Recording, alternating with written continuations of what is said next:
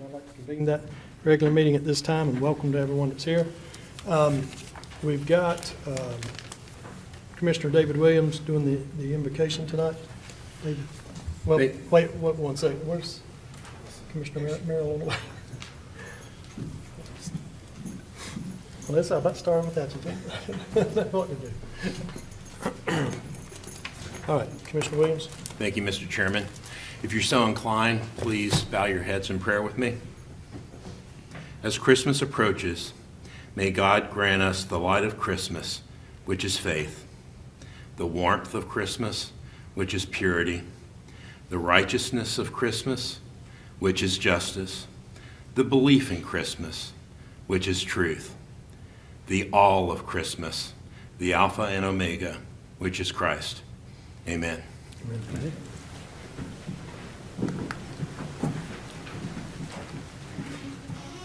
Pledge allegiance to the flag of the United States of America and to the republic for which it stands, one nation, under God, indivisible, with liberty and justice for all. Okay, now that we need to add the item to the consent agenda, we have the language here.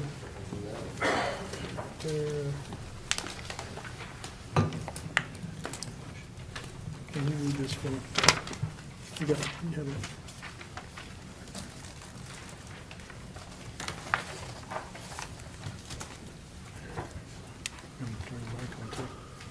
Who's reading it? My reading's a little slow. My eyesight's not as good as it used to be, so one of the other commissioners here will read the motion to go and have the consent agenda item out. Just have it. Oh.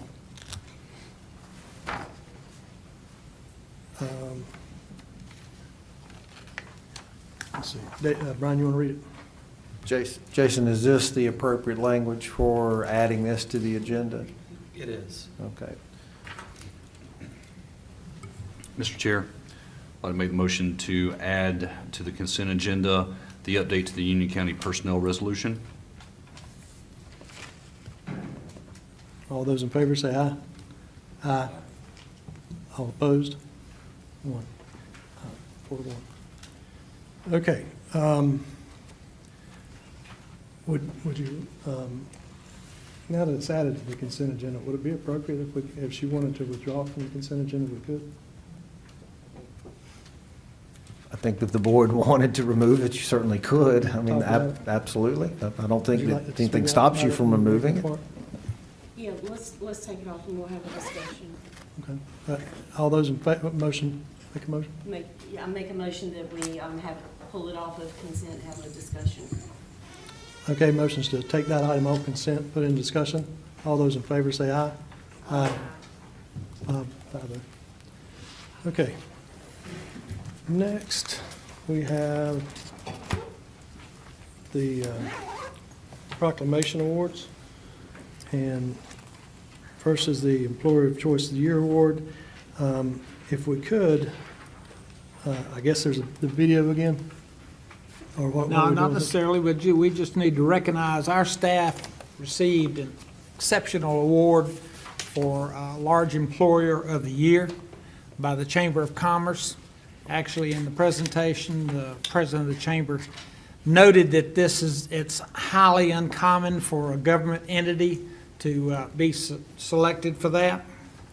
So just go in and talk about, we always try to recognize our employees. It's very important to our employees to be recognized for their accomplishments, and this was a significant accomplishment for our staff. Okay. So I'll give you the background. Union County government was recognized with the 2022 Employer of the Choice Award by Union County Chamber at the Chamber's annual gala on Thursday, December the 1st. The award recognized employers' commitment to creating a world-class workplace for its employees and a place where people can choose to work over competing organizations.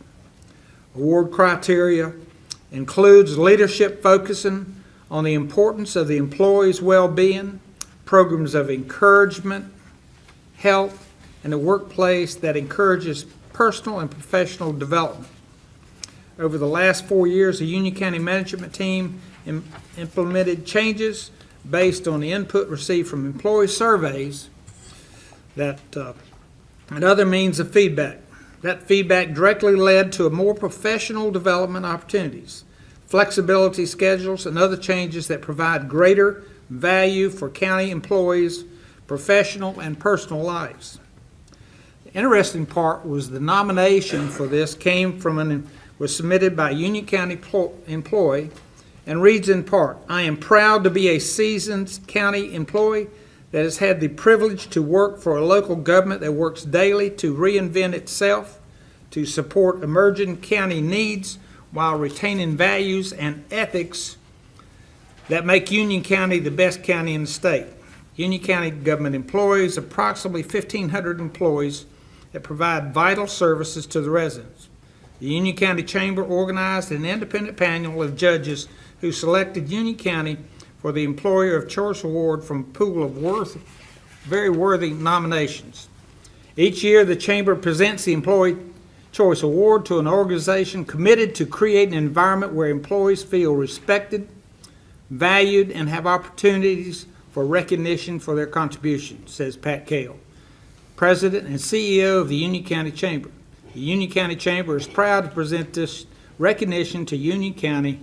This is a prestigious award made even more special since the nomination was submitted by a Union County employee. And we need to compliment our staff for the outstanding environment that they have created for employees. Thank you. And I'd also like to thank the taxpayers for funding all that, and thank the ratepayers in Union County for the Water and Sewer Department in doing that. We have great employees, we have great people in Union County, and we all work to make this work together. Our education system, for educating our students to a high level in the state. So again, thanks to everyone, the staff, thanks to everyone that helped pay the bill, and thanks to all the folks at our education, Board of Education, and teachers and staff at the Union County Public Schools. Okay, next we have informal comments, and first we have Edwin Elam.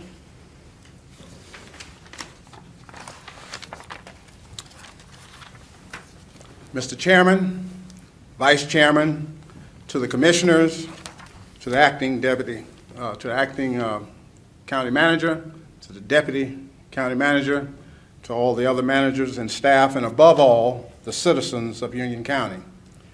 Many of us understand the tenor of the times in a rapid changing economy where change has come and it will continue to come. If anyone is intentionally sabotaging the region to keep these same seats looking the same, is not the way to leave our county as a deficit because of the threat of change. I stand to say that all of us wish you well in your tenure. But let us not forget that some of us are trained to see the policy changes and the dog whistles people are using in trying to keep everything the same here for another 180 years. You can't stop fairness, common decency, nor attempt to break the laws of the land. The housing debacle of the 1940s and 50s, which was law, there seems to be some who are thinking that we're still in the 1850s. I, for one, will be listening to the sometimes biased and questionable thought that happens here and expressed openly. I may be one of the most informed citizens on the matters of government and its fairness for your bosses, which is all the people, not just those who are fearful in this county's browning, since you sit in the seats to represent all of us for the next 4 years. A majority that seeks to kowtow to special interests while seemingly neglecting the major portions of the population of Union County. We all need to pay attention now that the demographics are changing. I will be the first to admit that things can sometimes look deceiving, but it looks like a lot of voting population of our county is asleep or have been whipped into doing nothing, and we're not having that anymore. Historians are totally aware, as I began to take my seat, that even though some of the benefactors are not aware of the welfare that has been enjoyed by others at the others' expense, only to leave again as the county continues to brown before some figures this particular situation out. Some of us know what the cost has been, and it's time to stop pretending in Union County. It's time for all people to come back to the aid of their county and country. It has been said that underneath the golden grains of good, we will all love each other better when we're better understood. This perspective in our county has been delayed. The resources we are funneling to communities to keep certain voters happy and running out, and people need to wake up and understand that they're equal standing in their government, and they now have to do something, and that something is to pay attention equally to all of you. Merry Christmas, and I pray that God bless you real good according to your faith in humankind. Thank you very much. Thank you. Next, we have Jen Sanders. Jen and Jennifer, it says Jen Sanders. Jen didn't come? All right, moving on. Now we have the staff recognition. And before I start these, one thing I want to change from the way we've done it in the past is when the staff comes up and gets their award, if please all the commissioners would stand up and stand behind their chair and behind the presentation of the award, letting these staff members know that we all support them. It's, in the past, we tried to clear out and get out of the picture, but I think it's important that we stand in the picture and be with the staff. So with that said, Vice Chair Mel, will you read the outstanding library, or does Lindsay Shuford, you want to come up first and tell us what this is about? Sorry about that. Yes, good evening, Commissioners, County Management. Thank you for this opportunity to announce that the North Carolina Public Library Directors Association has awarded the Union County Library their Outstanding Public Relations Award in the large library category for the 2021-22 fiscal year. The library won for their NCAP engagement initiative to help with Reader's Advisory. So this is where library staff create personalized displays on the ends of library shelves with a spotlight of 8 books, the staff member's picture, and we answer questions about our favorite genres or interests, our years in library services, and what department we work in the library. The award was presented at the NCPLDA Directors Association Conference on December 1st and 2nd in Winston-Salem. And now I'd like to recognize Amy Odom, our Reference and Information Services Senior Librarian, who developed this initiative and spearheads it to this day. So congratulations, Amy. Thank you. And now we have the award. You have the award with you? Yes. If you would just push your chair back there so the picture.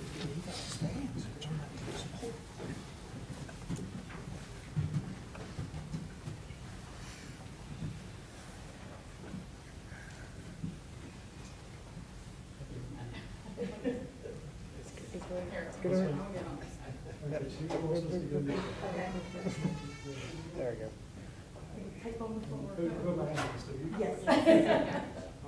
Hard to get all of you in there now. All right. We got it.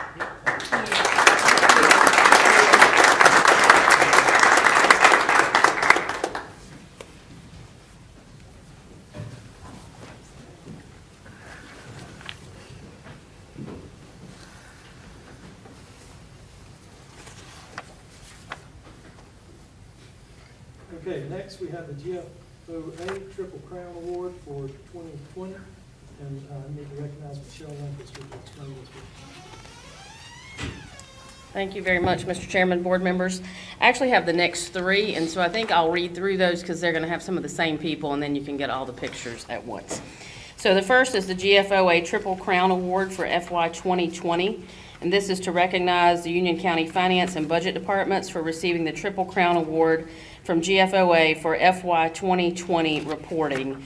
This honor was given at the September 26, 2022 GFOA conference and was awarded to our local government staff as one of 317 governments nationwide that received this special designation for their work from FY 2020. So we'll recognize Beverly Lyles, Blake Hart, and I think Amy Hollingsworth as well, who is here. So they can go ahead, you can go ahead and come up, and I'll keep reading these other awards also. The next item is the GFOA Distinguished Budget Award, and this is to recognize our budget management team for receiving the GFOA Distinguished Budget Presentation Award for their work for the FY 2023 budget. That award goes through an extensive process of review, and this is the 10th consecutive year for our budget staff to receive that award. Do we have one more? You want to get them all up? I do want to do, I skipped to the Popular Financial Award. Thank you. Popular Annual Financial Reporting Award for the year ending June 30th, 2021. This recognizes the Union County Finance Department for receiving the GFOA Award for Outstanding Achievement in Popular Annual Financial Reporting for the year ended June 30th, 2021. And this is the 8th consecutive year that our staff has received this prestigious honor as well. So we'd like to congratulate them for their work. Thank you all very much.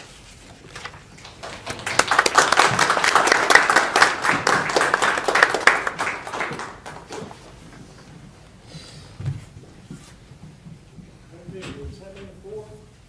There's 3. So who do we all have? Who wants this?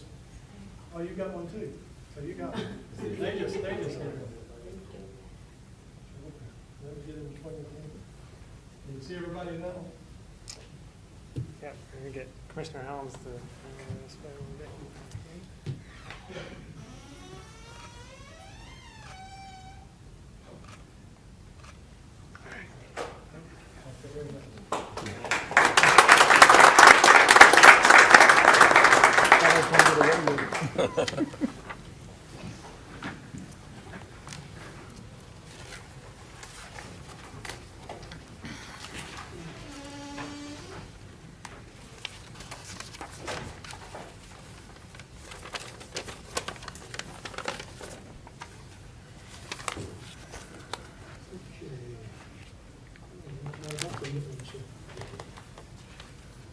Okay, next is a public hearing.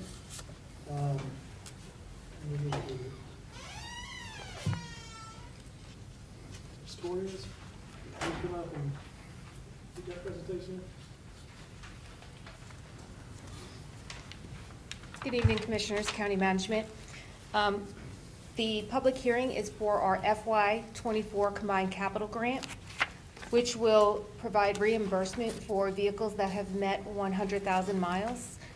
Additionally, it will also cover costs for replacement of lettering, cameras, radios, and the conversion of our vehicles going to biofuel.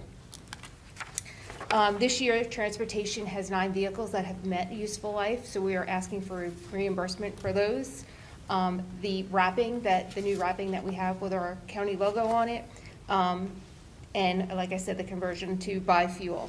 The grant amount is for $1,131,000, of which $905,000 will be covered by federal dollars, and 10% of that will also be covered by state funding, which is $131,000.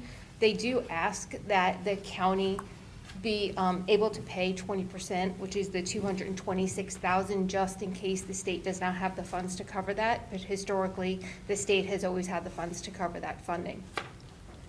I just want to add that the $131,000 or $113,000, sorry, that we're asking for the county to cover is less than the cost of one vehicle. Thank you. You want to sign up for the public hearing? I think you just need to make sure you open the public hearing and then close it. Okay, open the public hearing, and then is there anybody who'd like to speak who didn't sign up? Hearing none, motion to close the public hearing. Those in favor say aye. Aye. Wait a minute. That's a good idea. Yes, sir. Ask for a vote on both. No, there'll be a vote later in the We agenda. can add, since there was no, any problem. It's in consent? It's actually in consent? Yes, sir. All right, next, have a motion to approve this consent agenda. All those, any discussion? All those in favor say aye. Aye. Any opposed?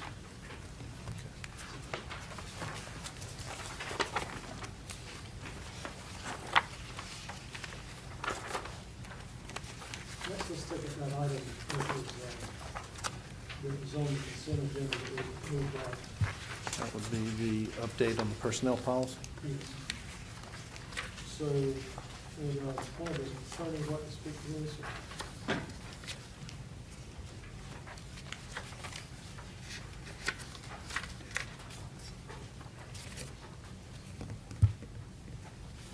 Any information from staff?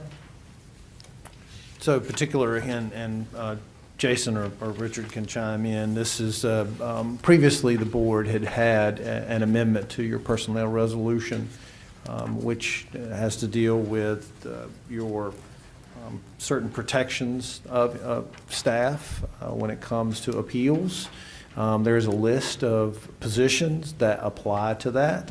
The board is considering tonight where you would reduce that number of employees or number of staff positions and take that back to what it was, I believe, Jason, back until 1993 when that was in place. Is that correct? That's correct, yes.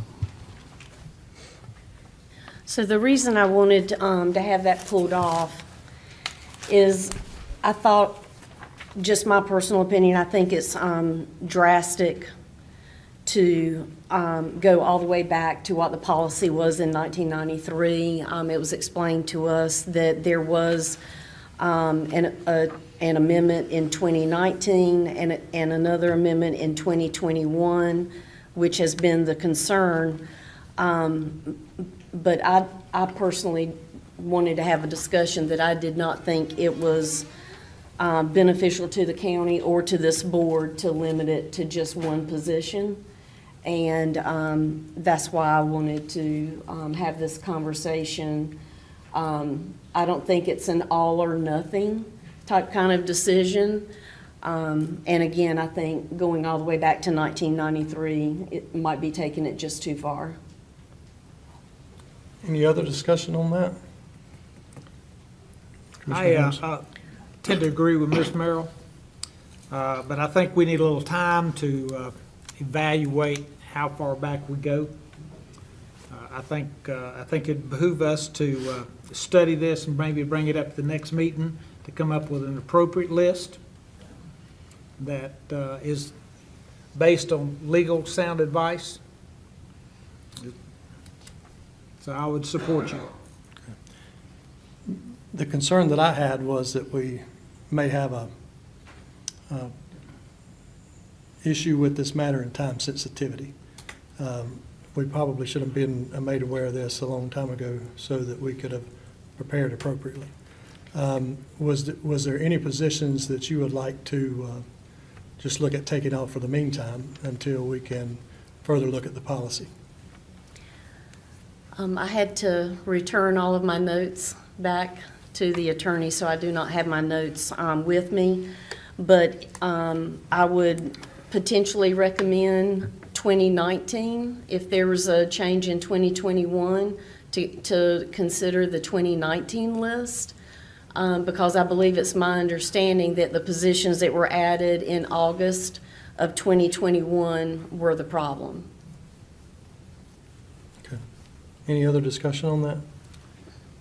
Not knowing off the top of my head what the 2019 was, it'd be kind of hard to, I mean, I can understand where you're going, but I think we need more information. I don't perceive the urgency on the policy change right now. And I would vote personally to go back to the 1993 policy, but I'll be willing to support your motion because I think it gets us to where we need to be until we can discuss it further. Really, it's a discussion I've had with some of the staff that this is a policy that gives staff appeals, that if they were terminated, that basically they could have a process to go through before they were terminated. So for example, this will limit it to a couple of positions, a few positions but the one in 1993 was the one that took it back to just the manager, just the county manager, not to everyone. That way we could hear, we'd at least know about it or could be made aware of it. And it protects more staff, not less. But I'm with you. If you want to go to 2021, right? Or 2019? 2019. So I wanted to add on to what you were just saying. This list of positions prevented these employees from having an appeal. So I would like to offer a motion that we take this policy for Union County personnel resolution to go back to the list of positions from 2019. Any discussion on the motion? And just to clarify, I believe that would be the February 4, 2019 version of that list. And who are those employees in 2019 list? Commissioner Helms, I don't have that in front of me right now. Julie? We don't have that information available in front of us right now. Well, I said, I agree with your concept, but I can't vote for something when you can't tell me what it is. So you have a motion. Okay. County Any other, Oh, and You have a motion, but I was going to offer something for the board to consider. okay. So obviously, this is something you want more time to think about, but I think there is possibility of a time constraint. What I would suggest, and for you to consider, is you take it back to, for the time being, for only the manager's position, you give yourself time to come back and discuss which would you like to add in the future? Because it doesn't prevent you from coming back and adding individuals to that list. That's easy. Everyone knows that individual. That's the manager's position. And then it gives you more time for you to discuss and think about what positions you want to add to it. Again, just an option, because I know there is some concern. Just want to offer that as some consideration. Another opportunity for the board might be to go into closed session under A3 and just retire to the back room, and we can have some more open discussion about this. I don't think we need to close, we've been into closed session already, so if, are you staying with your motion, or would you like to restate your motion? I will accept the county manager's recommendation to revert back to 1993 with the understanding that we will come back to this in the next couple of meetings in January and add positions to that. So I withdraw my motion. May we do it in February or March because of all we got a lot of issues. Sure. Yeah. If I might, if you want to get to a process of amending, it might be a little bit easier to go with Vice Chair Merrill's original motion and then revisit the list at a later time.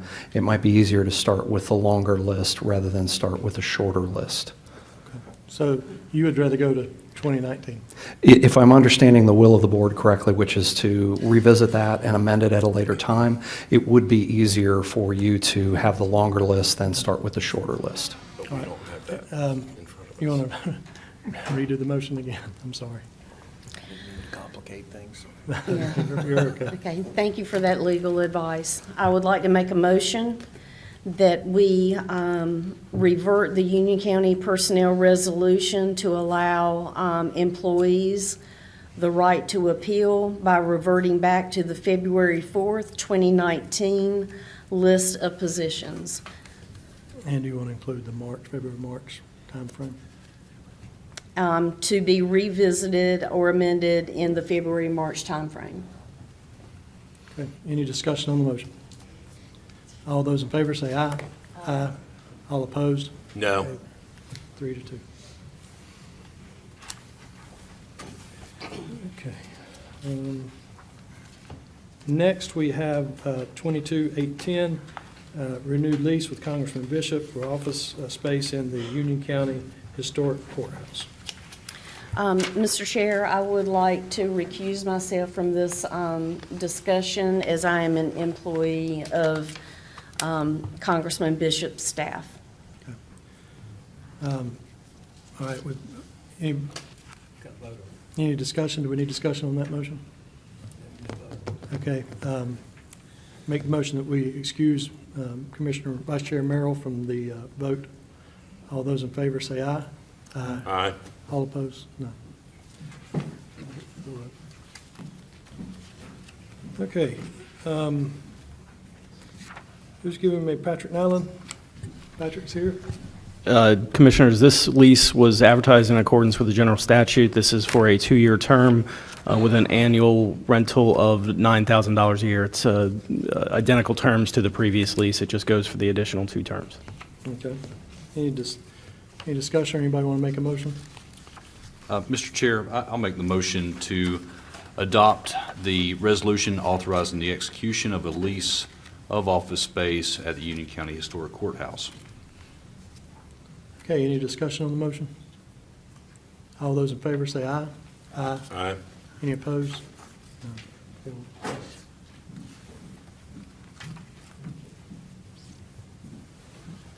Okay, next we have US 74 Monroe Road Corridor Study presentation.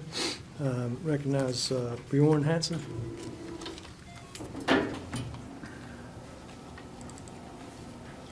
Evening, Mr. Chairman, members of the board, Manager Matthews. This is a presentation that's a follow-up from a direction from the Board of Commissioners approximately a year ago to look at transit options along the US 74 corridor, where we've been operating the Union County Express Bus Service in coordination with the Charlotte Area Transit System for nearly 20 years. So this service has stops in Monroe and Indian Trail. Earlier in the 2000s, there were stops in Marshville for a 3-year period.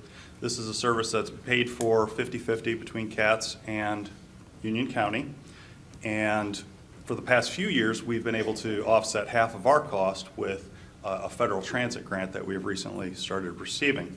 This service is express bus in the peak periods only, so in the morning it runs 2 or 3 buses into uptown Charlotte, and then in the evening those buses run out to Union County. We recognize that even pre-COVID, ridership had been declining and the costs had been increasing, and then during COVID, just like elsewhere throughout the country, ridership cratered and the costs continue to increase. So we brought this up through the Transportation Advisory Board to the county commissioners to look at options for what to do with this service, either to continue it or modify it in some way, or to shift those funds into our existing Union County Transportation Demand Response programs. So the direction from the Board of Commissioners was to continue the service through FY23, which means it'll run through June 30th of next year, and to reach out to Indian Trail and Monroe to look at whether they'd be interested and willing to share in the cost with us, as well as to determine are there different services that should be considered in lieu of the express bus service. We started that study in March, and we concluded it last month in November when we gave presentations and received endorsements from the Transportation Advisory Board and the Human Services Board. There was a robust public outreach and municipal outreach process as a part of this, and so we're confident in the recommendations that they reflect public feedback as well as what the municipalities had to say. So we had monthly stakeholder meetings throughout the process, starting in March and ending in September. And these included all the municipalities along the corridor. We went from Stallings all the way to Marshville. We included Charlotte Area Transit System. They were very willing and happy to participate. We really appreciate that because this is relatively small compared to things that they're operating with in Mecklenburg County. The Charlotte Regional Transportation Planning Organization, which gives a lot of our transit operating and planning funds, NCDOT, Community College, as well as Wingate University, Town of Matthews, because some of these services were considering changes to services that exist in the Town of Matthews, and the Chamber of Commerce, because of the business aspect of helping workers get to their jobs. In terms of public outreach, we had over 800 people across the county respond to our in-person or online survey polls.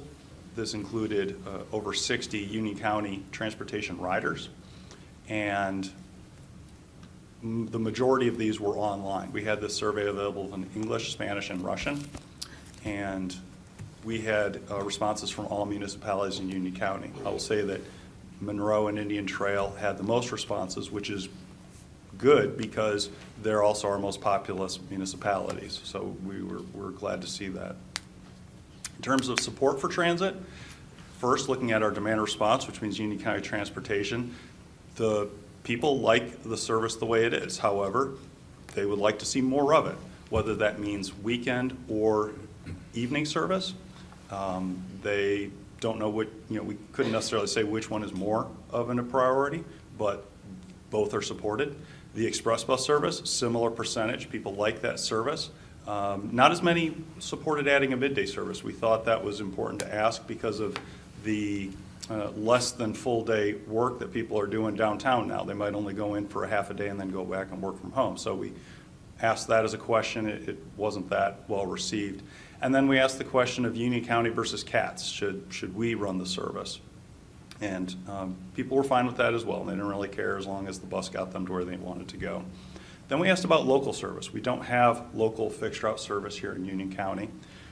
There's an emerging technology trend, kind of the Lyft or Uber dynamic.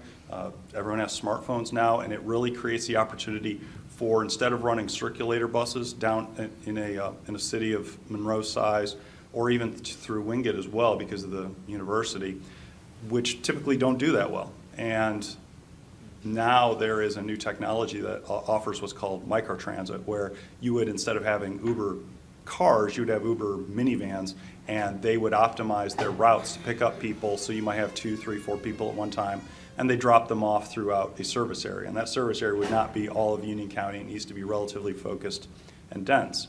And that is something that's been an emerging trend throughout the country, and so we explored it here as well.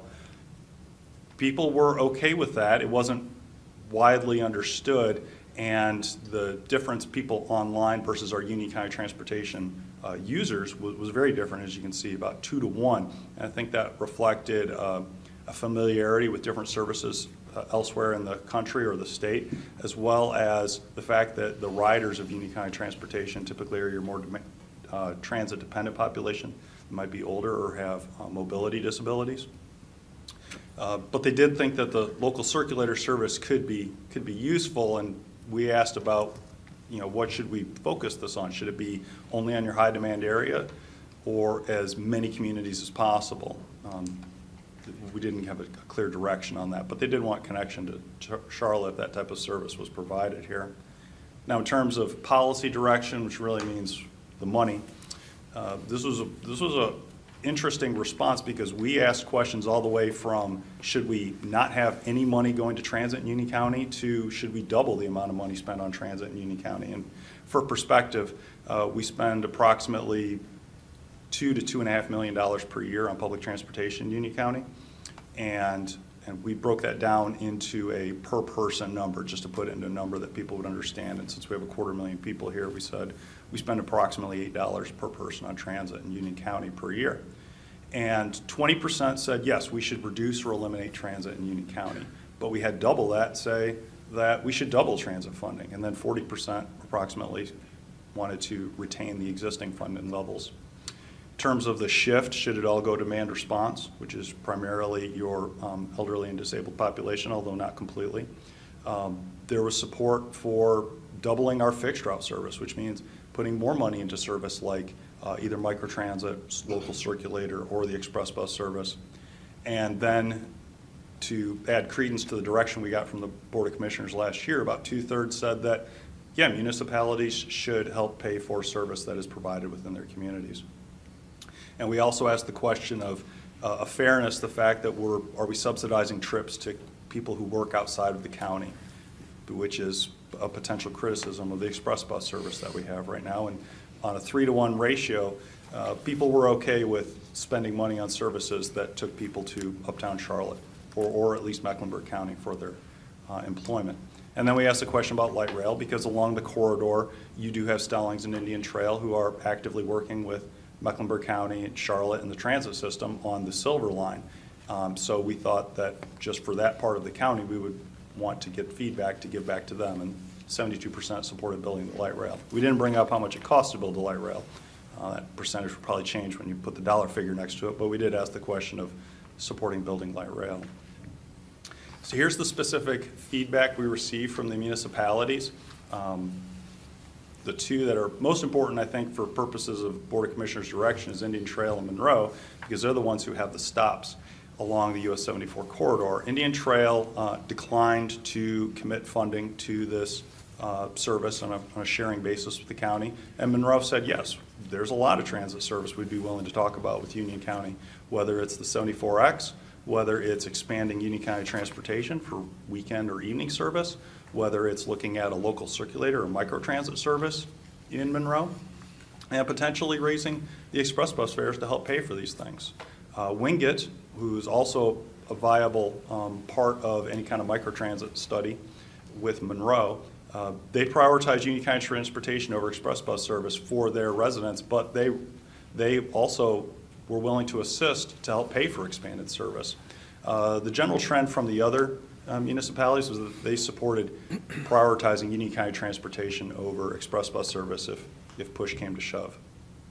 So I'll pause for a minute. Does anyone have any questions or need me to drill in on any of the feedback that we received? Commissioner Richard I Helms? have a couple questions. One, when you talk about the transportation, I know that our transportation department has buses that carry people to the doctor and around the county. Yes, sir. But the express bus, are you lumping them all together? The express bus is solely a CATS bus that that stops near the mall and then stops near the Food Lion closer in Monroe and then goes all the way to Oh, I uptown. understand what it is, Yeah. but your percentages, when you go back to, what, the 20% of people wanted to Oh, I'm sorry. increase? We How many people were in this survey, and where did they come from? Over 800 Okay, from throughout the county. Monroe and Indian Trail were approximately 120 each. We sliced and diced the data a lot of different ways, and honestly, they broke down fairly similarly in terms of those shares, whether they were riders or not riders, whether they lived in Monroe or Indian Trail or they lived somewhere else. It was actually pretty consistent. what were the rider, non-rider comparison? No, I mean in terms of the support for paying for Well, service. that's what I mean. I mean, you know, it was the non-riders 10%, 20%? Oh, 60%? I'm sorry. If there were 844, obviously the Union County Transportation Survey riders were riders. Approximately another 10 to 15% of the riders were either previous or current users of the Union County Transportation, or I'm sorry, the Union County Express service. So I'd say 25% at Okay. most of the people who responded were users of the system. What is the average daily ridership of the CATS bus? 30 one-way trips, which means one in, one out. So if you turn that into human beings getting to work, approximately 15. Could be up to 20 some months, but those are the numbers. Pre-COVID, it was on the order of 120 trips per day, so 60 people going in the morning, 60 coming back in the Oh, evening. so a trip is a person. A trip is a person, so if you make a round trip, it's 2 trips. That's just how transit trips are counted. So ridership is down on the express bus service by 75% from pre-COVID. Anyone else have a question? I have one. So if we, you mentioned us doing it ourselves. So, for example, let's say a person had a hospital appointment, the bus goes to the hospital in Charlotte. You were talking about a lot of people having disabilities, unable to drive maybe and needing help. Does it go to the hospital, or where does it go? The Union County transportation trips do go outside of the county as well. So we would take them to Charlotte Hospital. Teresa's here, obviously, can speak more about the specific trips that are provided. So, UCT, Union Speak into the County, microphone. sorry, Union County Transportation takes, we do anywhere from 4 days to 5 days a week, taking county residents into Charlotte. We go to the VA, we go to the hospitals, we go to their medical doctors. Okay. Some benefits I see maybe to how many people are on the bus for the round trip? I think that's what you were getting at. Did you say 20, 30, 15? You talking about the express bus? Yes, from Monroe to, You're talking about 5 to 10 people on each of them. on each of them. What if, I kind of see a benefit in the county transportation getting them to the closest line in Mecklenburg. Well, we can talk about we have some scenarios that evaluate those. We can get into them. For example, I think that would open it up to more people. And you may want to explain what I'm talking about, the county transportation. Sure. If you, about having them pick them up at their home, do you want to describe that and what that entails? Well, we have some scenarios that we evaluated that we can talk about that looked at different ways of providing service.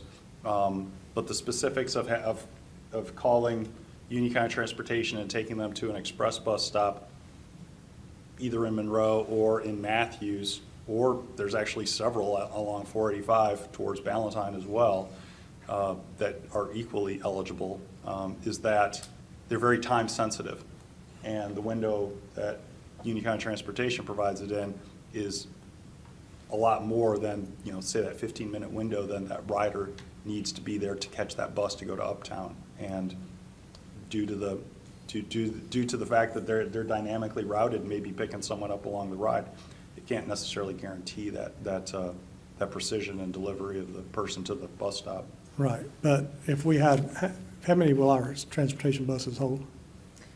It depends on the vehicle, so we have a 13 passenger vehicle, we have 2 of those, we have minivans, and we have other vehicles that do 9. It depends if there's wheelchairs in the vehicle. So the maximum capacity would be about 13. Correct. And you say there's about 15 people per trip.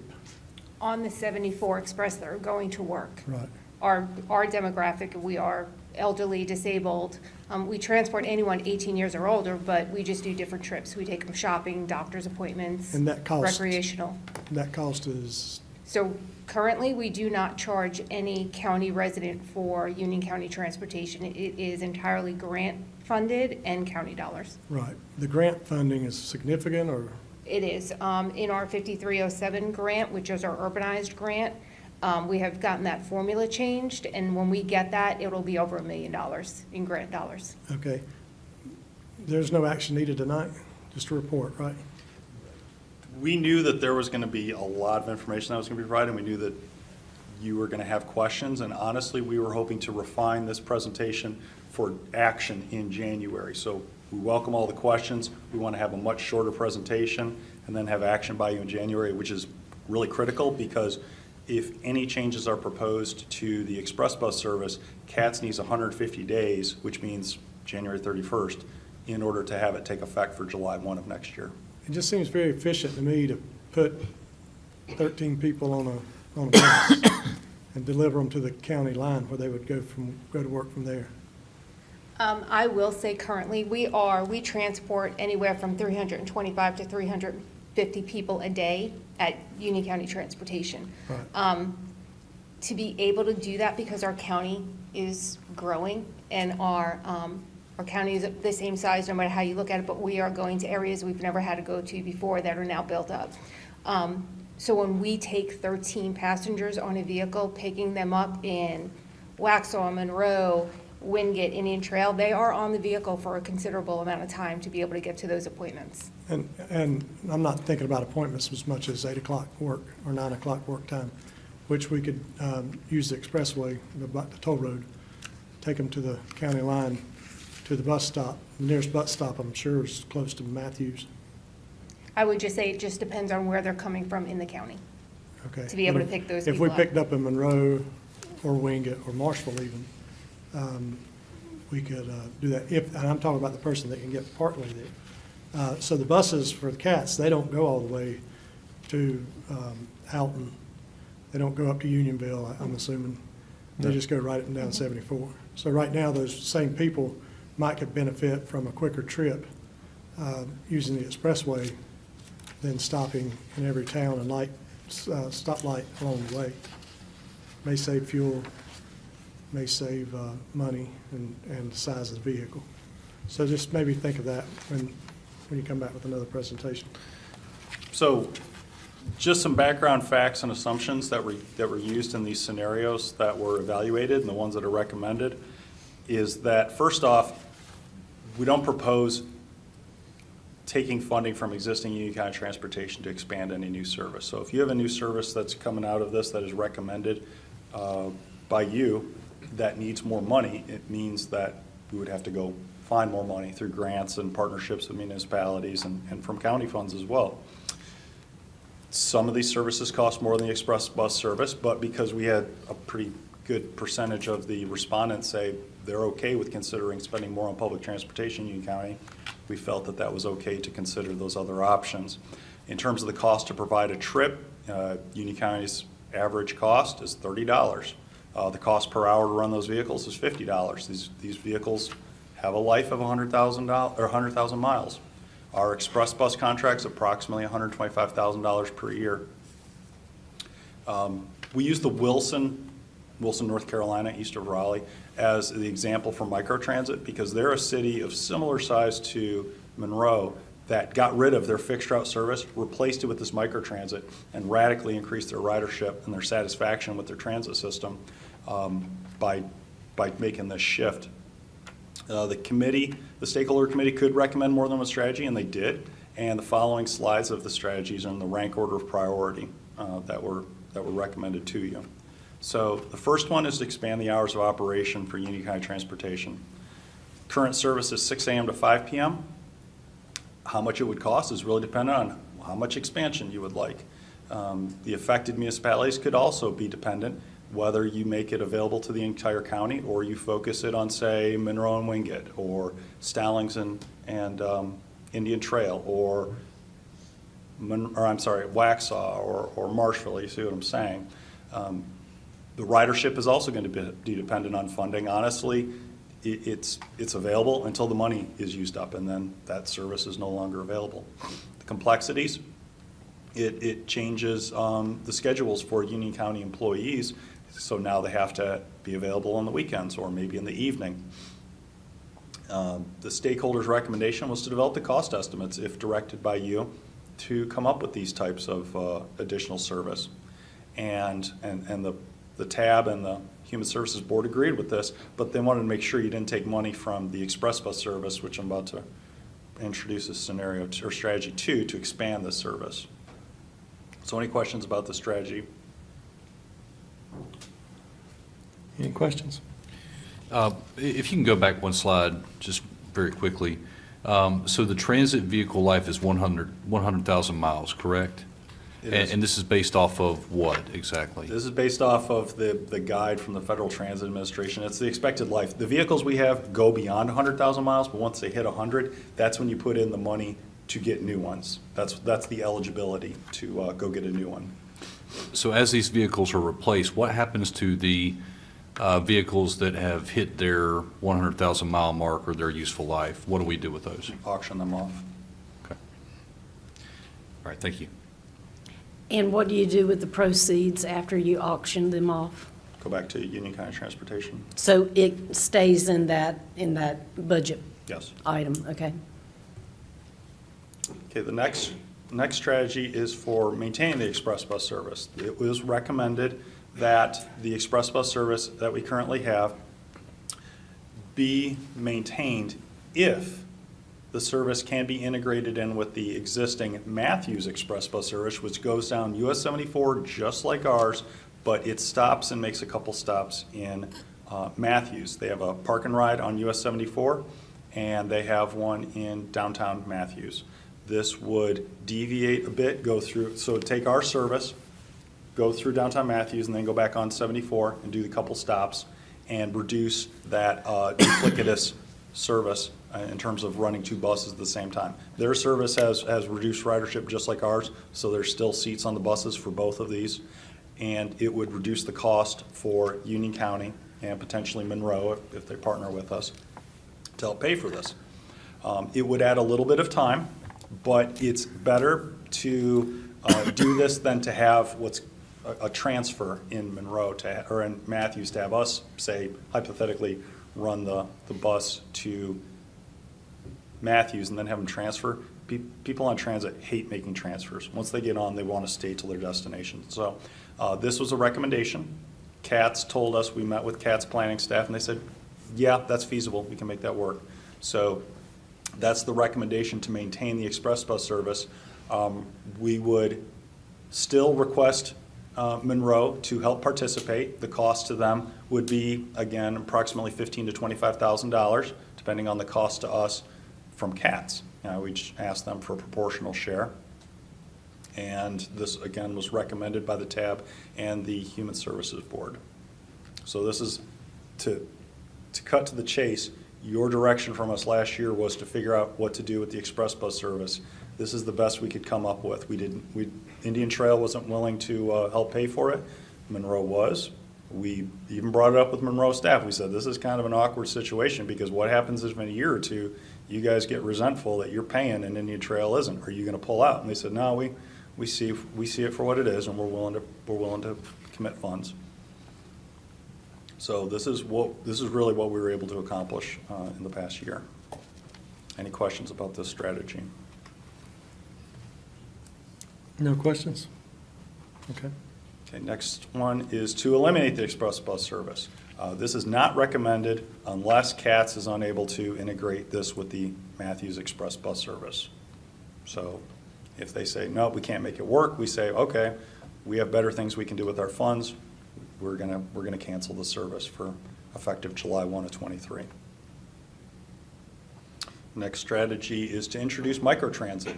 This is recommended, and this is recommended if Monroe and potentially any other municipality such as Wingate ask the county. So it isn't something we say, we want you to do this. We want them to say, hey, we want to do this. County, will you work with us, and let's go make this happen. We don't want this to be more important to us than it is to them. So the description, again, it's a lot of words on top. It's on demand, it's dynamically routed, smartphone enabled, shuttle service for a defined service area. So it's not going to be everywhere in the county. It may not even be everywhere in Monroe. Service is nearly point to point, so you may have to walk a couple blocks, for example, and maybe it won't get to the end of your cul-de-sac, but it'll get to the entrance of your neighborhood, for example, and give you 15 to 30 minute response time from when you hit the request ride to when that vehicle shows up. There's two ways that this type of service can be done. You can either buy their software and their scheduling service, and you just install their tablet in your vehicles and you go do it, or you can have it turnkey where they'll provide the drivers, they'll provide the vehicles, and they will also provide the dispatching. The benefit of that is if you get a implementation grant, which we think we'd be able to get for, say, 3 years, if after 3 years we don't like it, we complete the grant, we tell them to go away, and we have no leftover vehicles or other type of infrastructure that we had to buy that now is orphaned. So we think that at least for the implementation period, or at least for the demonstration period, that's the right way to go. The service cost is really dependent on how much service you want to provide. We would never propose we pay more than, say, the municipalities do, and we would look to have grants for 50 to 80% of the cost of the overall service. We think there's a lot of stakeholders with the university and the community college, as well as potentially the hospital, and ridership could be pretty strong, and it could take some trips from Union County Transportation that are more of your, maybe your younger population that is okay with walking a couple blocks to meet a ride. So this is a recommended strategy. It's not something that would happen in 2023, but it is something that, in partnership with Monroe and potentially Wingate, could be done in future years. Any questions? Okay. Strategy 5, circulator service. This is, if we would have done this study 10 years ago, this would be what would be recommended, but this is kind of a dying paradigm for local service in smaller urban areas. It just doesn't have the type of ridership that is really justified for the cost. Even in North Mecklenburg, with Charlotte Area Transit System, they have Village Rider Service, which is a local circulator service that connects Davidson, Cornelius, Huntersville, and to North Charlotte. And they're even transitioning that area to microtransit. They're undergoing a study right now, and we hope to take advantage of their lessons learned if we were to implement microtransit. So this type of service is not recommended in this area. Any questions on that one? Okay, next. Okay, next slide. Union County Transportation provide the bus service. Again, at a glance, you might say, oh, that makes sense. But the problem is we're very strategic in terms of the size of our vehicles that we have. They have fewer seats, but they also don't require a CDL, which triggers a lot more work and also a lot more wage competition for drivers. It also means that we would have to have more vehicles, more drivers. They might potentially have to drive to Uptown. And also, it eliminates our 50% subsidy that we get from the Charlotte Area Transit System. We're now responsible for all of it. So we didn't think this met your request for funding for both Indian Trail and Monroe and to lower our costs, so we didn't recommend it. Any questions? Any questions on that one? Okay. So this summarizes it, and hopefully for next month, we'll just refer to this slide when we do the presentation and discussion. 3 of them are recommended, 3 of them are not. And the next steps, here we are today with the presentation for information. We're happy to distill this down for January. If we present on January 3rd, that's great. If you want us to shift to the second meeting in January, we can do that too, but we really hope that we can receive direction from you in January so that we can implement for July 1st. Is everybody okay with January the 3rd, since we have such a full meeting on the next meeting? Do you need a vote or shake enough head shake? I think the nod is okay. January 3rd. So is there any additional information or different information you need to help make decisions in your next meeting? Or otherwise, a lot of these slides are just going to get hidden, and if you have questions, we'll bring them up. And you're available anytime if a commissioner has questions or concerns. Of course. Everybody okay with that? All right. All right. Thank you for your time. Thank you for your presentation.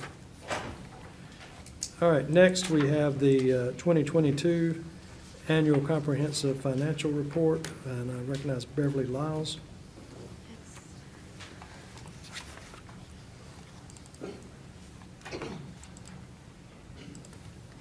Good evening, Commissioners. We are glad to be at this point in our audit to say we are completed with it and we are wrapping it up. Tonight we have with us our audit firm, Cherry Becker. One of the partners is here, Daniel Goggerty. He will be presenting to you our final results for our audit. Following his presentation, I will do a presentation myself to go over the actual financials and highlights of some changes that we saw this year during the audit process. But I would like to take this time to also thank all the county staff for their hard work that goes into our audit. There's a lot of hours, not just from my team, but from all the departments that have any grant fundings. They receive single audit. Countless hours go in from Department of Social Services, Public Health, as well as any other departments that receive internal control testing. So I wanted to say thank you for the cooperation from all of our teammates here at the county. And I'll introduce Dan to you, and he'll go over the audit process and our results, and then you'll hear back from me afterwards. Good evening. I'm happy and proud to be here today to present to you again. We were previous auditors of you in the past, and so I'm happy to be back here and presenting you the results of this year's audit. First, we'd just like to recognize, as Beverly did, recognize our team that worked on this audit, myself as the director, Stephanie Rosinski as the manager, and Jace McDaniel, who's the senior over this work. Going right into the results, we perform our audit in accordance with generally accepted auditing standards. We also perform our audit in accordance with government auditing standards. That's all in which to form an opinion, reasonable assurance that the financial statements are free from material misstatement. We also provide the county with an audit, 2 audit reports, one on the federal dollars that you all maintain and spend, and then one also on the state dollars that you spend. In both cases, we issued unmodified opinions. That's also known as a clean opinion. That's the highest level opinion that we can give under our auditing standards. And then we issued our report on the county on October 31st for the financial statements and November 15th for the single audit reports. The slide deck as a whole is rather wordy. I'm not going to read slide for slide every word here. This is more, we used to send a letter that was 2 pages. We formed the letter into this presentation. So everything that was in that letter is required to be in this presentation. But this slide basically just says that if we were to find anything that we believe to be a significant deficiency or material weakness under our audit, we are required to present that to you all as part of this presentation. And when I mentioned material weakness, the definition of material weakness is the combination of deficiencies that presents itself to be a potential for a material misstatement that would go undetected in a timely manner, whereas a significant deficiency is one less than a material weakness, but still important enough to make you all aware of that it exists. And then we noted certain material weaknesses and significant deficiencies, which I'll go over next. So the first one I have here is the material weakness. This is over the Medicaid program, and this was an eligibility finding. So we tested there was over 40,000 claims in total for the year. We tested a sample of 60 claims. Of the 60 claims, we found one error that resulted in question costs, which means amounts that someone had received that should not have received funding based on the eligibility requirements. And so really what that comes down to as well, just to give you some context, is it was about $1.8 million in claims. The question costs were $8,000 out of that.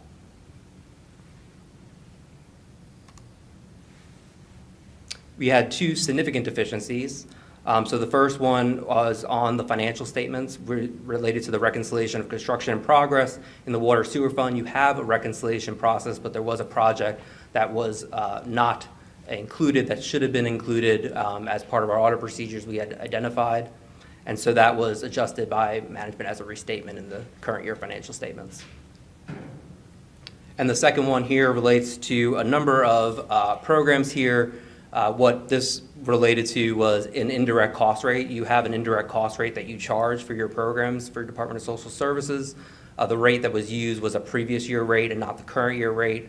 The current year rate was less than the previous year rate, and so there was an overcharge of those indirect costs that needed to be adjusted for.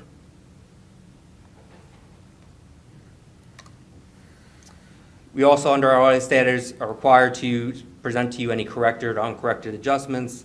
These are the 3 adjustments we had in our audit report this year. The first of which was a prepaid lease payment that needed to be adjusted at the beginning of the year to be unearned revenue.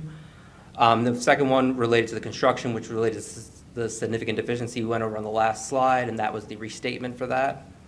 And then the last one there relates to just implementation of the new lease standard and recording of interest receivable that we proposed as part of our audit.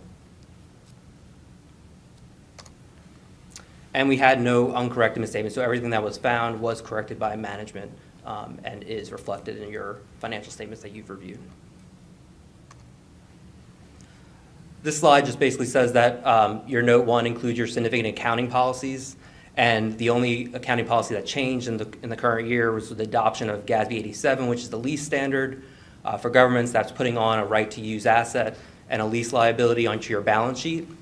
And then also you have, if you're a lessor situation, you have a receivable and pretty much an unearned revenue, or what's referred to as a deferred inflow, on your balance sheet for those revenues that you will recognize over the term of the lease. From a related party standpoint, we have to make you aware if we find any related parties that were not disclosed to us by management. We had no such situations occur. If we have anything that we consider to be significant or unusual, significant being outside the normal course of your business, or unusual due to the nature, timing, or size of the transaction, we have to make you aware of that, in which we had none to present. This is our disclosure on estimates. Management uses a number of estimates to develop the financial statements. And so these are the 6 or so estimates that are used. We looked at the assumptions used by management on these key estimates to make sure they were reasonable, and then they were also consistent with the previous year. Financial statements disclosure are neutral, clear, and consistent, and we had no significant disclosures to note. A test service is an audit service, so this would be any non-audit services that we provide to you all, which the only one is the data collection form, which is a form filled out and completed to provide the information to the federal agencies on our single audit procedures, which is required for us to be done by us. But management has the proper people in place, the skills, expertise, and knowledge to oversee those services and certify the information themselves. And independence being a cornerstone of our profession, we do certify we are independent of the county. We had no difficulties encountered. We had no disagreements with management. We had no auditor consultations, so that's anything internally as in our firm that we consulted with someone outside of our engagement team. We did not have any of those. We got the manager representation letters with the date of the financial statements and the single audit reports. Management consultation, so this would be if manager was shopping for a second opinion with other auditors. We had no issues with that, no other findings or issues noted, no fraud or illegal acts noted as part of our audit, and no going concern noted that needed to be evaluated. A couple other matters in our financial statements. We'd give a opinion on the basic financial statements, which include the statements and the notes. There are other schedules within the Act that we do provide limited opinions on, and so the required supplementary information is your management discussion analysis and pension schedules that follow the notes. Though we don't provide any assurance or opinion over those over that information. And then for the supplementary information, this is your budget schedules and other schedules that detail out the different funds in the back. We do give an in relation to opinion to make sure that everything in there in relation to the front of the statements is proper and no misstatements are detected. And then other information being your introductory section and your statistical section, we do provide no assurance over that, but we do read the information. This is just a list of a couple of the new GASB pronouncements that will be applicable in the coming years, 94 and 96 being applicable next year, but management will be evaluating their effects and will be auditing that in the coming year. One thing a couple of years ago, the local government commission had decided to do was provide some insight or some figures that they want all counties and cities within the state of North Carolina to be evaluated off of. And if you had any that rose a concern, a financial indicator that was some area of concern, they wanted us to make you all aware. And as part of our presentation, while you did not have any areas of concern, we did think it was still valuable information, not just in the bad years, but the good years, to present this information to you so you're aware of it. The first of which is this fund balance calculation here. You can see it is declining, but you do have over the required threshold for a county of your size, which is only 16%. So you are at just under 29% there. And just to let you know, because this may look different from what you presented by management, this does include your restricted and committed fund balances in the calculation in your general fund to your total expenditures, whereas you may only be looking at unassigned balance normally when you're evaluating your fund balance. This is the quick ratio for water and sewer. This basically means your current assets to current liabilities. So basically you have almost 3 times the amount of current assets to your current liabilities to be able to pay your bills. And this is actually consistent with other counties and cities across across North Carolina. You had budgeted tax levy. Your actual taxes collected was not less than your budgeted tax levy by 3%. Your positive general fund total fund balance is a strong performance indicator. You had an effective pre-audit process to evade pervasive budget violations, no late debt service or debt covenant violations, no statutory violations or budget violations within the general statutes. And then we had the one significant deficiency under the Yellow Book report that I mentioned earlier, that you will have to submit a letter to the local government commission about your corrective action plan and how you're going to fix that. You already have a corrective action plan in your financial statements, so now it's just about getting that into a formal letter that needs to be signed by a majority of the board and submitted to the local government commission within 60 days of my presentation here. With that, I will just also echo, I want to thank the county staff for all their help in getting the audit completed. This process starts in April, and also we are changing over from the previous auditor in the prior year, and so that does create a different, more time than effort out of their part. And so I just want to recognize Beverly and Amy and Ebru, and also the Public Health and Department of Social Services for all their help as we spend a significant amount of time on them related to our single audits. So does anyone have any questions? Any questions? I do have one. Sure. We were at a recent training, and a lot of the counties are saying that they have a 30% instead of 20% in fund balance. We're at 20%. Is that something we should look at, or is that something more counties are going to, or higher? 8% is our minimum, but 20%, should we go higher? So there was something out from the Local Government Commission many years ago that said something about 8%. They had come back and said there really was no guidance in that. There was some misunderstanding. I'm not sure where it came from, but the 8% really was never a guiding light for them. But also you got to remember too is every county based on their size have different thresholds, and also a lot of cities have 25% as their threshold, whereas counties have the 16% threshold. So you are different from the different counties, but they're really looking at it from a 16% to say that you're healthy, which is about 2 months of fund balance to cover your expenditures. Thank you. Any other questions? All right. Beverly? I know you got a big book for us somewhere. Is it here yet? We did not print them out this year. We're trying to save cost and finance on Save printing. the But if you tree. want a book printed for you, if you will let me know, we'll be glad to provide it for you. No, we can find it online, correct? It is included in your agenda package, and it will be posted on our website tomorrow. Thank you. For anyone to view that would like to. So tonight, I just want to quickly highlight our government-wide full accrual financial statements for you, go over some general fund, where we ended up fund balance-wise, and a quick review of our water and sewer fund income statement. I don't plan to go through a lot of the revenue and expenditures and details tonight. We will go through those as we go through the budget process, and you will get more deeply involved in understanding what all of those are. So for our government-wide financial statements, we ended the year with assets and deferred inflows exceeding our liabilities by $345 million, which means that's our ending net position balance. And so this is an increase from the prior year of $85 million, and we'll go through what those changes were and how we ended up there. Just to highlight for our governmental activities, we are in a deficit of $53 million, and that is normal for most North Carolina counties that have school debt on their balance sheets but are not able to carry the actual assets of that infrastructure and their assets on their balance sheets. So for our major changes in our assets for this year, our cash and investments overall went down by $40 million.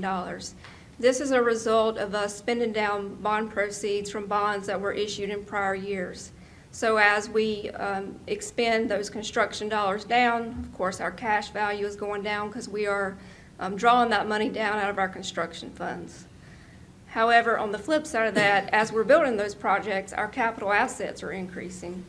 We have a lot of projects that are underway in construction, and we added $192 million in construction in progress onto our balance sheet.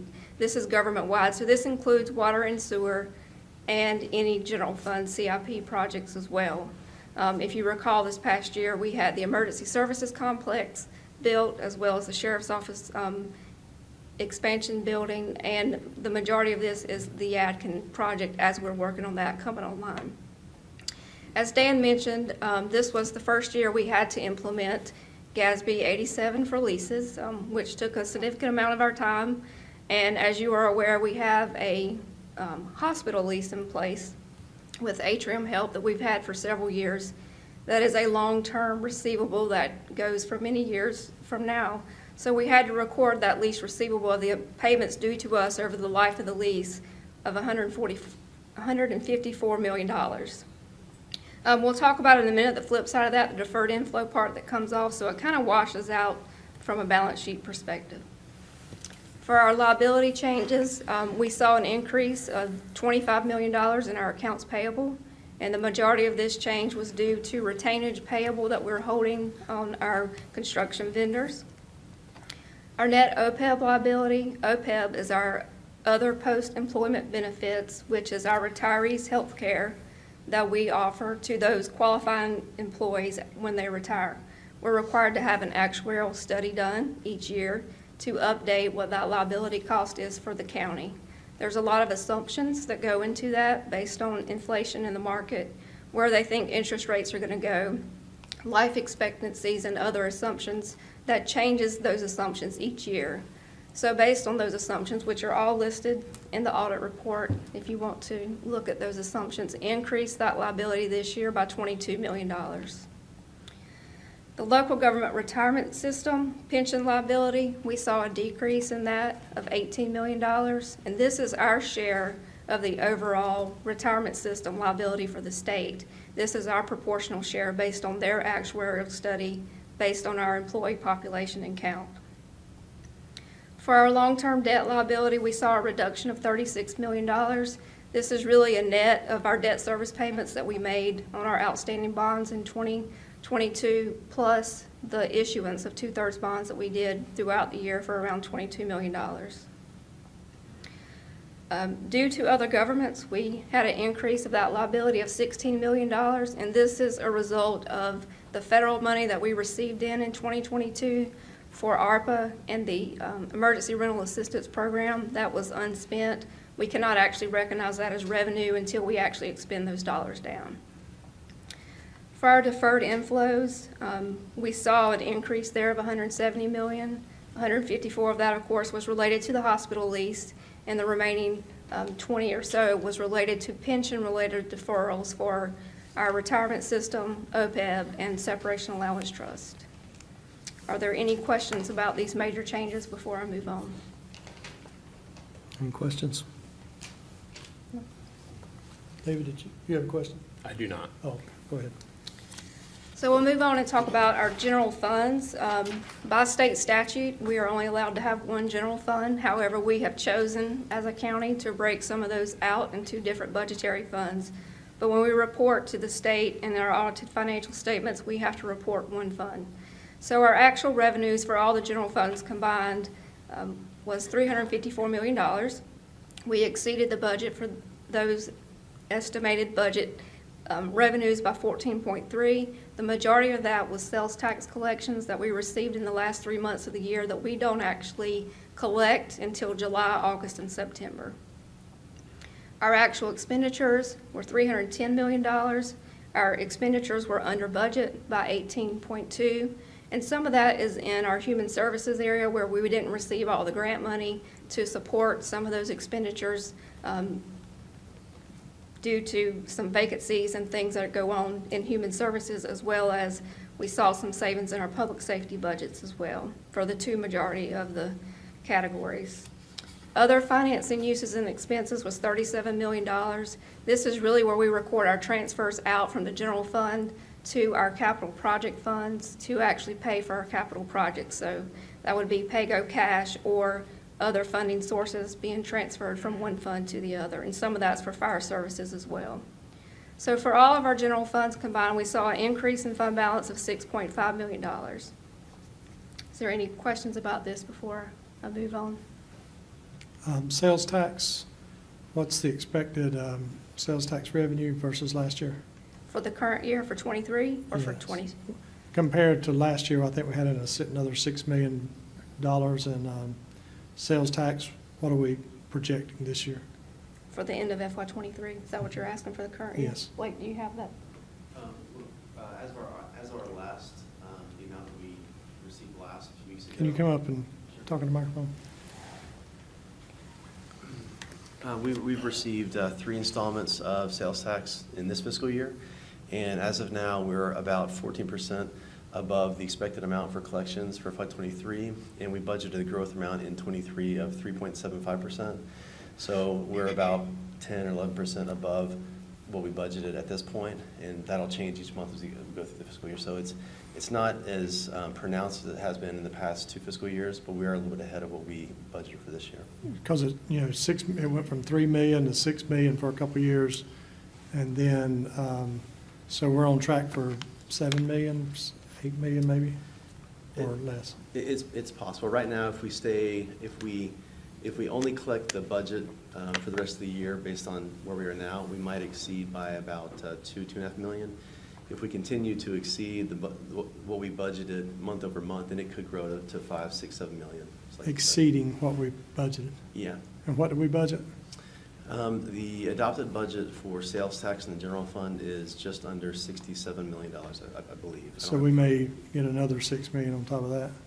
It's possible. It could change. The reason I'm asking is because, lately I was, been hearing stories, about people not using delivery services as much, where we captured those sales tax dollars and from anywhere that we bought it from, it was credited to the zip code. So kind of just curious as if that's going to drop off here, or remain the same, or increase. And from what you're saying, it possibly could increase substantially. Yeah, that's a great question. And where we are currently, we're in line with every other county in the state, and the majority of that change is from the change in the law that said that the state can collect sales tax on online purchases through Amazon and such. So that's Okay. the major driver. Yeah. All right, thank you very much. So this slide here, I wanted to talk about our different fund balance categories with you so you understand what goes into the calculations for each one of the categories. This slide shows all of our general funds combined together as well as each one broken out separately. Just so you understand the breakdown of what we have to do based on GAAP for fund balance categories is your first category is non-spendable. And this really means what it says. It cannot be converted into cash. It can't be spent. So these are things such as inventory or any items that we've had to prepay for, such as postage for our postage machines, or that the government is contracted bound to maintain a certain amount, which we do not have any of those. The second category is our restricted fund balance amount. And these are amounts that are restricted by specific purposes, by external parties, state laws, regulations, or any constitutional provisions or legislation. State statute requires us to restrict any accounts receivable as fund balance because you can't convert that into cash, and you're still waiting for either your citizens or customers to pay you their bills that are due. Other amounts that go into restricted fund balance category is any grants that we've received ahead of time that are not based on reimbursement. Based on those specific compliance guidelines with grants, they have to be restricted. We also have to restrict any Medicaid cost settlement funds that we receive because they are specific to the programs that we are providing Medicaid services in at Public Health. The committed fund balance is your board policy of 20%, which is 20% of the next year's budgeted expenditures. So this $63 million represents 20% of the FY23 budgeted expenditures for the general fund. It does not include 20% of your debt service. It's only the operational cost. The assigned fund balance is amounts that have been intended to be used for a specific purpose that you as a board have already taken action on to say that you want to spend that fund balance on certain capital projects or debt service. And this is anything that was assigned as of the day that we actually issued the audited financial statements on October 31st. So anything that was included in the FY23 budget to be paid for with assigned fund balance is included in that number. Your unassigned fund balance is amounts that are available for any purpose. So you as a board have some decisions to make that we'll be talking about as we go through the budget process, is how would you like to utilize the available fund balance in the unassigned fund balance category for the upcoming budget year. Your fund balance policy states that funding can be used for one-time capital expenditures or debt service costs. It's not recommended that you used unassigned fund balance for your ongoing operating cost because you need to maintain a cash flow for your ongoing operating costs. So it's for one-time expenditures. Is there any questions about the fund balance categories? Any questions? Okay, go ahead. So this is just a general overview of the percentage of where our revenues come from. As you're all aware, the majority of our revenues are generated from property taxes. Our next major category is sales tax at 19%, and the intergovernmental revenues is 12%, which intergovernmental revenues are made up of our grant funds, federal and state, or any money that we receive from another municipality or government, such as our town contracts for our deputies that gets added into our intergovernmental revenue. And the rest of those, you can see, are a small percentage for sales and services, miscellaneous fees, permitting fees, other taxes and licenses, and investment earnings. Again, I just wanted to give you an overview of the percentages there. We'll get into more details of what those numbers actually are through the budget process. For our expenses, this is a breakdown to show where the majority of our expenses are going. As you can tell, education, which includes Union County Public Schools as well as South Piedmont cost, makes up 37% of our actual expenditures for FY22, followed by public safety at 18%. Our debt service makes up 16%, and then human services is 16% as well, and general government cost is 10%. And general government for us includes all of our administration departments, such as county manager's office, tax office, finance, budget, all those departments that you would consider central services. Is there any questions about that before I move on? Just one comment, Beverly. I want to clarify education dollars. That's Union County Public Schools, all charter school payments, and SPCC. Yes, whatever we have allocated to the schools through their budget process, that's correct. You didn't mention charter schools, so I just want the public to understand that. And if anybody would like to ask a question at any time, if she's in the middle of something, please ask it. I mean, you don't have, you don't have to be recognized, just ask a question too.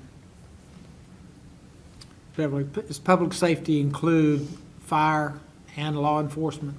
That's correct. And building code enforcement as well. Okay. Building code enforcement, so that's Public not safety. paid for by fees, our inspection fees? It is. This is just the breakdown of expenses by Okay. functionality. Thank you. Yes.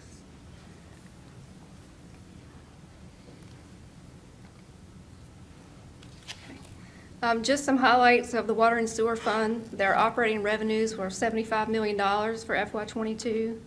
Operating expenses, which includes their depreciation expense, was $53 million. So they saw an increase in the enterprise fund for water and sewer of $28 million.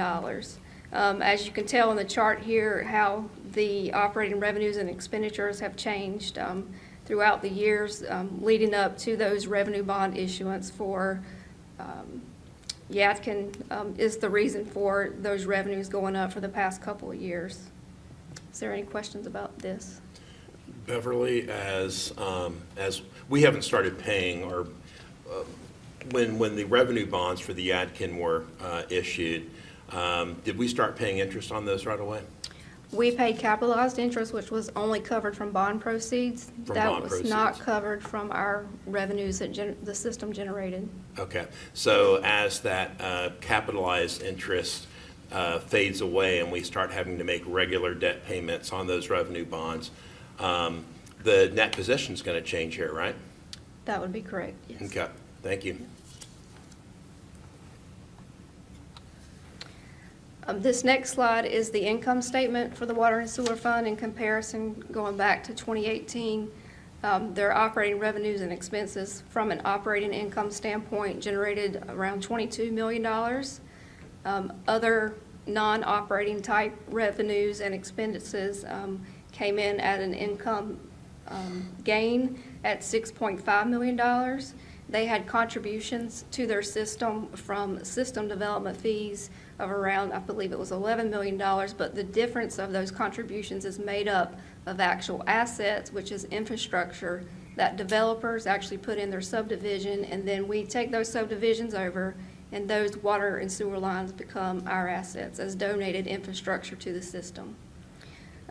So with that, that's their increase in net position was the $28 million for a total net position of $388 million. Is there any questions about the income Yeah, statement? well, how does that reflect to the population growth in the county? We've had significant population growth lately, so I would expect the revenues and expense would grow with that population growth. Right, so it's based on the customer growth in the water and sewer system, which is averaging around 3% a year. That is added into the system each year.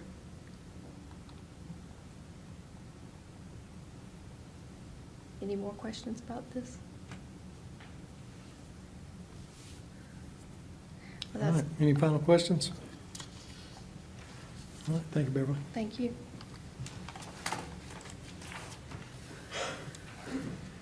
Okay, next we have, I think, Michelle Lancaster with the rate discussion, tax rate. Yes, Mr. Chairman, thank you very much.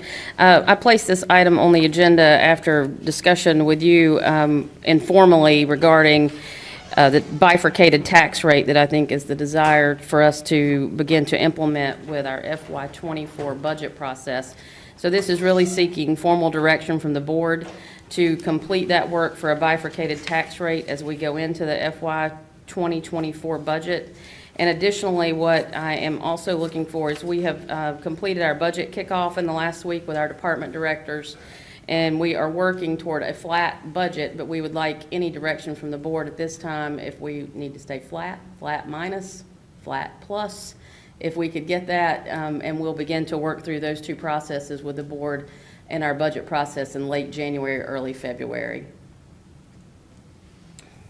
All right, any discussion or on this item? I think no matter which way we go, all entities that we fund or operate should be included in that equation. And the bifurcated tax rate? No, and the tax rate, you said the tax rate, should it be flat, up so much percentage, or down? I'm saying it should be all Okay. I entities that understand. we fund or operate should be included in that. Understood. Any other recommendations? And, you haven't had a formal motion on the bifurcated budget. We haven't done that yet, so would you like, Yes, I would be happy for you to do that. We're working toward that, but if you'd like to give us formal direction, that would be great. anybody have a motion on the bifurcated budget? Yeah, Mr. Chair, I'll be glad to make the motion to provide direction to staff to begin the process of developing a bifurcated budget. Thank you very much. Thank you, Michelle. And I would say that I support that. It's, it's one thing if we win together, we win together. If we lose together, we lose together. So it creates less, I think, division amongst the boards to be able to do that. I think that it worked very good for several years, and it got us out of some big problems, and so I'll be supporting the motion. Any other discussion? I'm sorry, I will not be supporting it because I disagree that it was successful, because what it does is allowed for excessive taxpayer dollars when it's not actually needed. We just heard, Mr. Chair, I will be supporting this motion. We just heard that last year's budget was 14% above what was budgeted, with the potential of having 10 to 11% collection this year above what we even budgeted.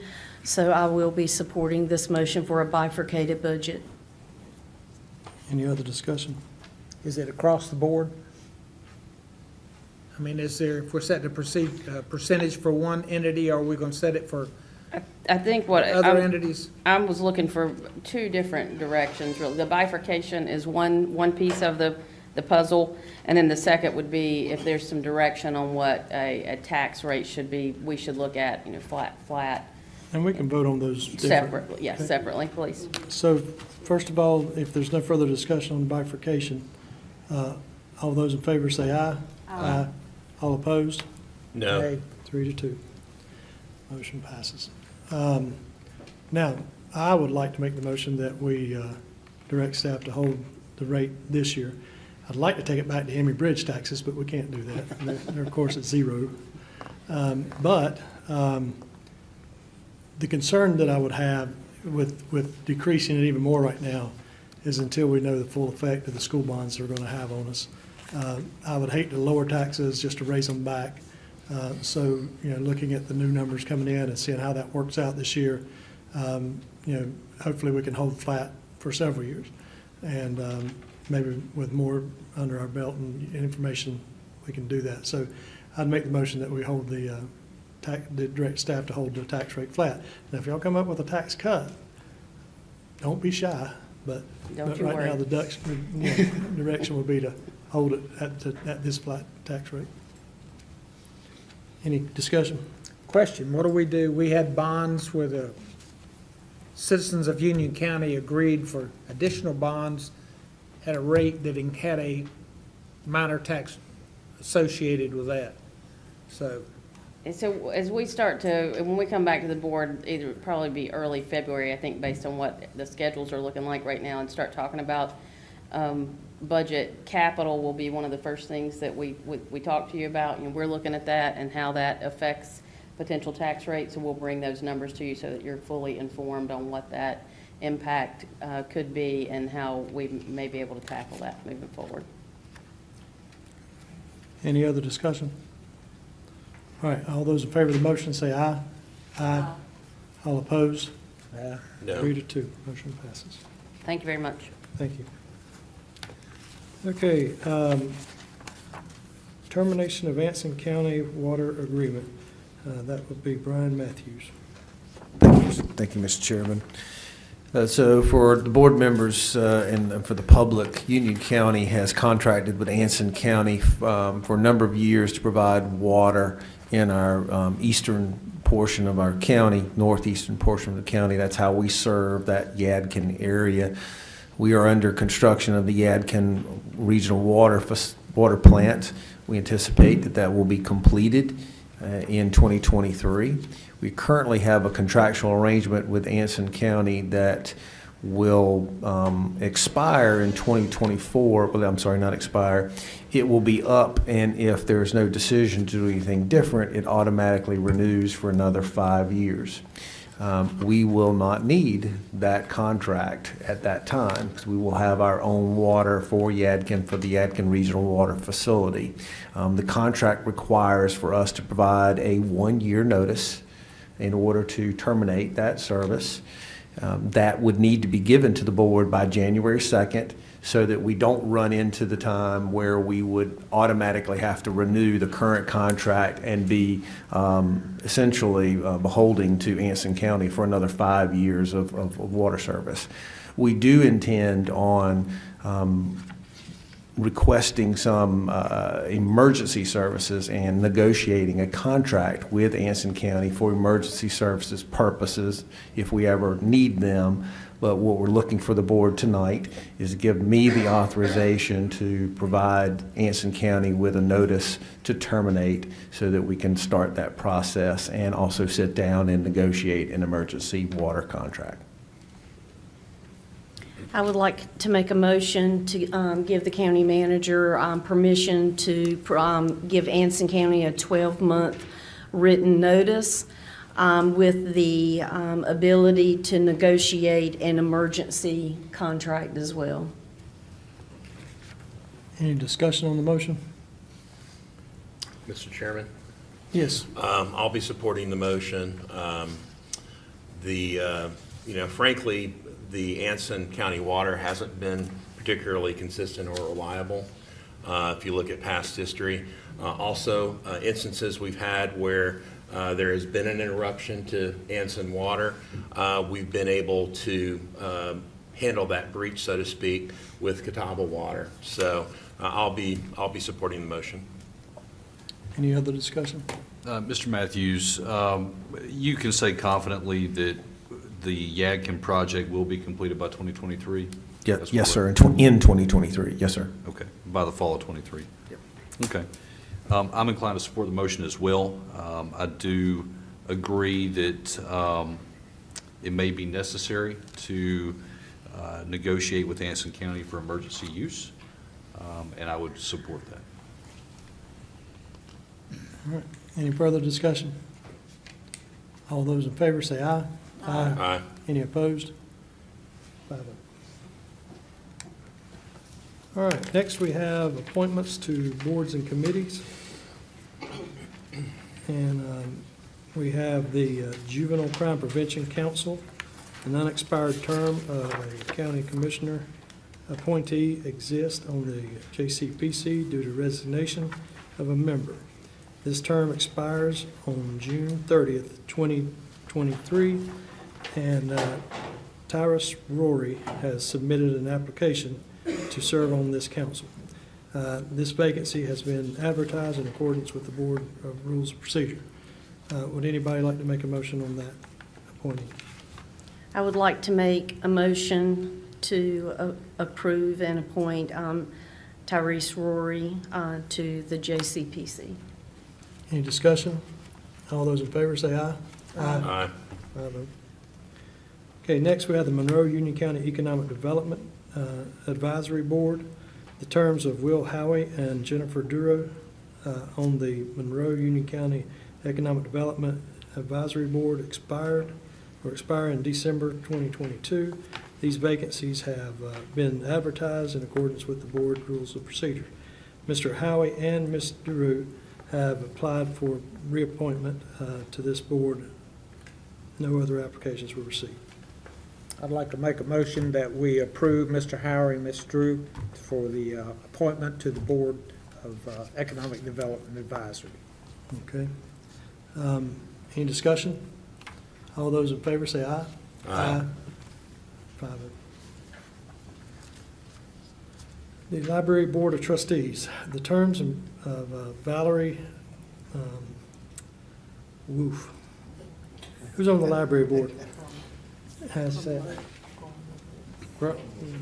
Grumlovitz, okay. Now, in class, when I do a hunter safety class, there's so many kids that come in from other places, and I just call them all Helms. And that's how we get so many Helms. We got 2 on the board, so I just say, yeah, Helms. That's why I can say that easy. Apologize for butchering your name. That position, Waxhaw Representative Julie Thomas at large, Representative Karen Bowman, Weddington Representative, and Charlene Balcom, Marshall Representative, expire on the Library Board of Trustees in January 2023. All 4 have applied for reappointment for this board. The vacancies have been advertised and the board, by the board's rules of procedure. No other applications were received. Anybody want to make a motion? Mr. Chairman, Commissioner Reeves? I move that we appoint the following to the Library Board of Trustees: Valerie Gromlovitz, Julie Thomas, Karen Bowman, and Charlene Balcom. Any discussion? All those in favor say aye. Aye. All opposed? 5-0. All right, next we have the appointment of commissioners to boards and committees. Mr. Chairman, Oh, number 4 would be the Union County Home and Community. I'm Care- sorry, Yes, I'm sir. sorry. Thank you. Number 4 is Union County Home and Community Care Block Grant Committee. The terms of Catherine Domansky and on the Home and Community Care Block Grant Committee expires December 2022. Ms. Domansky has applied for reappointment to this committee. There are other vacancies on the committee, and the vacancies have been advertised in accordance with the board's rules of procedure. There were no other applications, so anybody in the crowd wanting to apply, we need more. Think about it and come back to us. And Lynn will be glad to take your application and put you on this worthwhile board. So anybody want to make a motion on that? Mr. Chair? Yes. I'll make the motion to reappoint Kathleen Domansky to the Union County Home and Community Care Block Grant Committee. Okay. Any discussion? All in favor, say aye. Aye. 5-0. Now, to appointments of commissioners to boards and committees.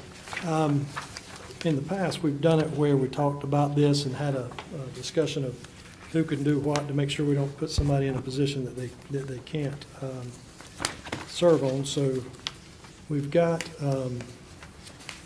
several boards. Let me find my notes here. Okay, first, we have the Agricultural Advisory Board. It's an evening meeting, and I would like to serve on that committee with my agricultural background, and Commissioner Jerry Simpson was on that committee. Any objections to that or any other nominations for somebody to serve? Okay, hearing none, can we don't need to vote on those, do we? No, we did? So I would like to serve. Anybody want to make a motion that I serve on that committee? I'll make a motion that you accept service on that committee. Thank you. All in favor, say aye. Aye. 5-0. Catawba River Water Supply Project Governing Board, Commissioner Richard Helms and Commissioner David Williams served on that board. Would both of you like to continue serving on that board? Yes. I would. Okay. I would make the motion to have Commissioner Helms and Commissioner David Williams serve on those boards. All those in favor say aye. Aye. 5-0. Central Iowa Council of Governments. Those meetings are January, March, April, June, September, I think some more in the back. David, you're currently, Commissioner Williams, you're currently serving on that board, and all commissioners are alternates. Would you like to continue serving on that board? Not particularly, but I don't have strong feelings about it. Okay. Is that one that we're required, Jason, to have a member commissioner on there?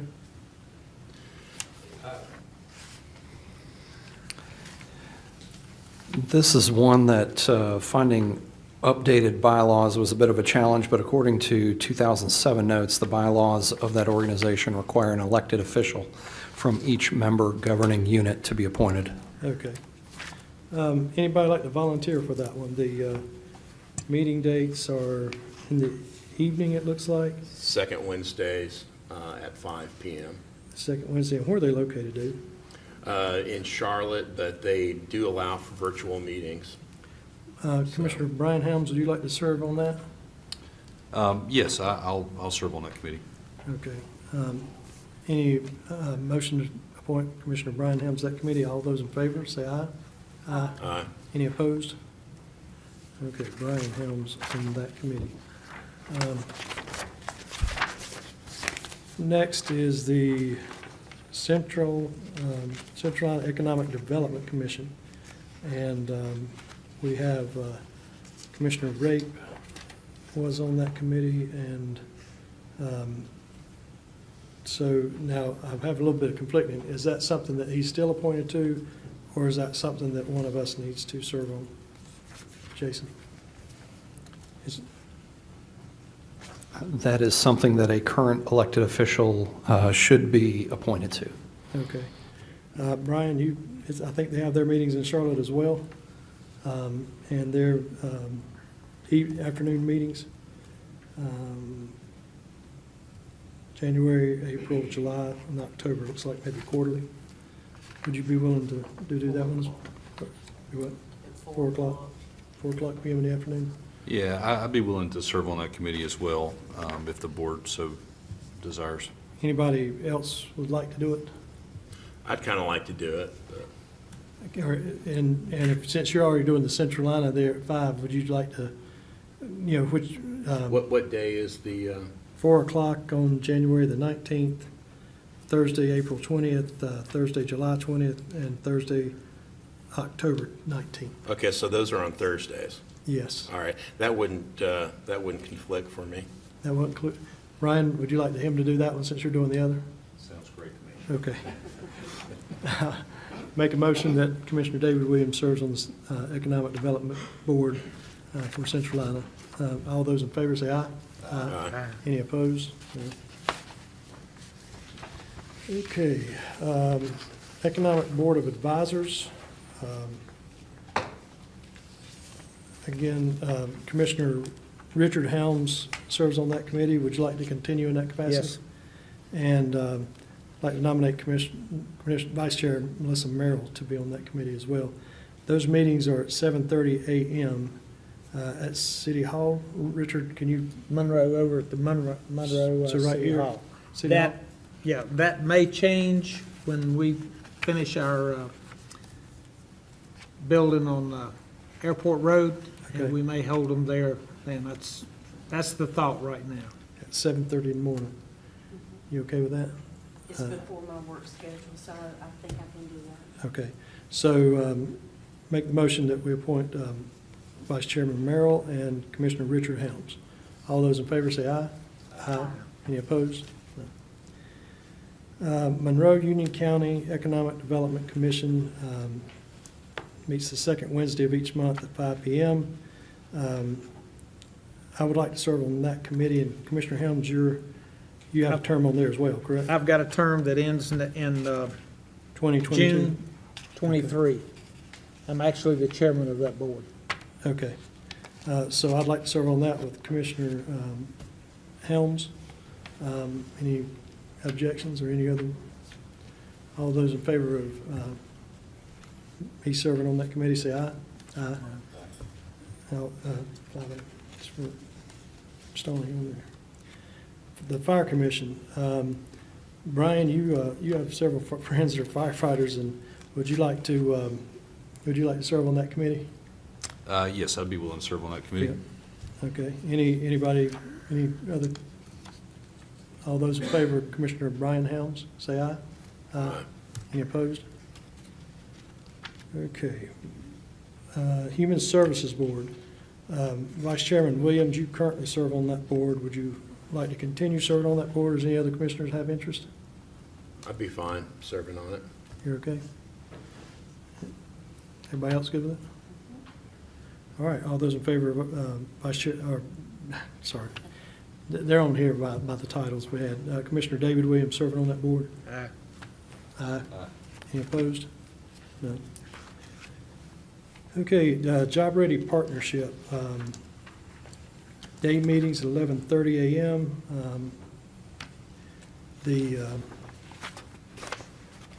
Is that one we have to have a commissioner on? It is, yes. Okay. Wednesday, or January, February, March, looks like every month except for no meeting in July, 8 a.m. Oh, I'm sorry. Going wrong. Oh, they don't have their schedule finalized yet. Would anybody have any interest in serving on that board? Job Ready Partnership? Nobody wants to volunteer? Okay. I am on that currently, but it conflicts with a lot of my chemotherapy appointments. So What day is it? it's on Wednesday, let's see. They don't have a schedule yet. It's 11:30 p.m. to 1 p.m. though. That's the time. Okay. All right. I'll go ahead and do that then. Okay.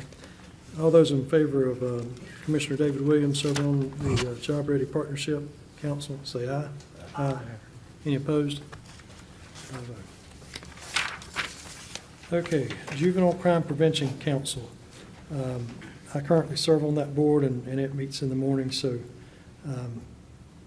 I'd like to continue serving on that unless anybody else wants to do it. All right. All those in favor of Chairman Rushing, say aye. Aye. Any opposed? Okay, I'll still serve on that one.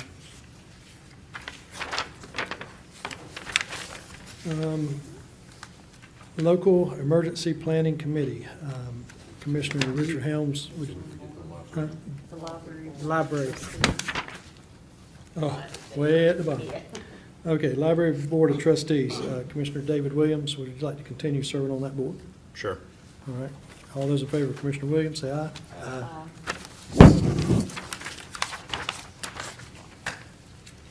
Local Emergency Planning Committee, Commissioner Richard Helms serves on that committee. Would you like to continue serving on Yes. that? So Commissioner Helms, all in favor, say aye. Aye. All opposed? 5-0. Charlotte Regional Transportation Planning Organization, CRTPO. Vice Chair, well, Commissioner David Williams and Commissioner Helms as the alternate. Would y'all like to continue on No. that? I'd be willing to be an alternate, but I'd prefer that somebody else be the the main representative. representative. And it's, you know, it's a really good education, honestly. I did it my first 2 years, and it's a really good education in federal and state transportation planning. And they meet monthly or quarterly? They do. They meet the third Wednesday at 6 p.m. Is that conflicting with, they meet in Charlotte? Yes. Is that any confliction with anything that you have, Commissioner Brian Helms?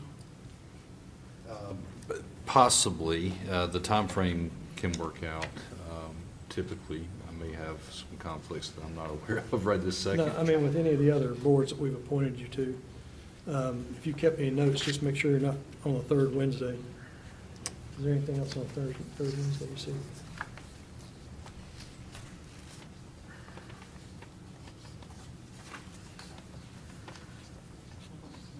Don't see anything. Okay, if you'd be willing to serve on that, Brian, that puts you right in Charlotte about the same time, so. So all in favor of Commissioner Brian Helms being on the main member and Commissioner David Williams being the alternate? All those in favor say aye. Aye. Any opposed?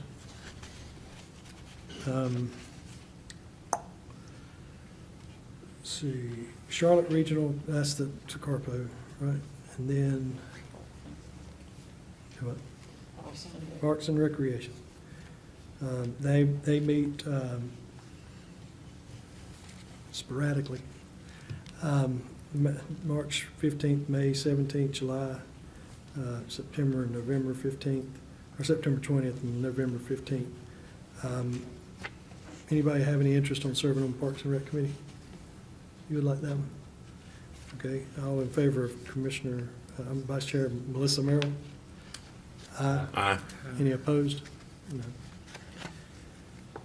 Rocky River Rural Planning Organization, Transportation Advisory Committee, just like the Carpo, this is the rural areas, Stanley County, Anson County, Union County, maybe some other areas added in there.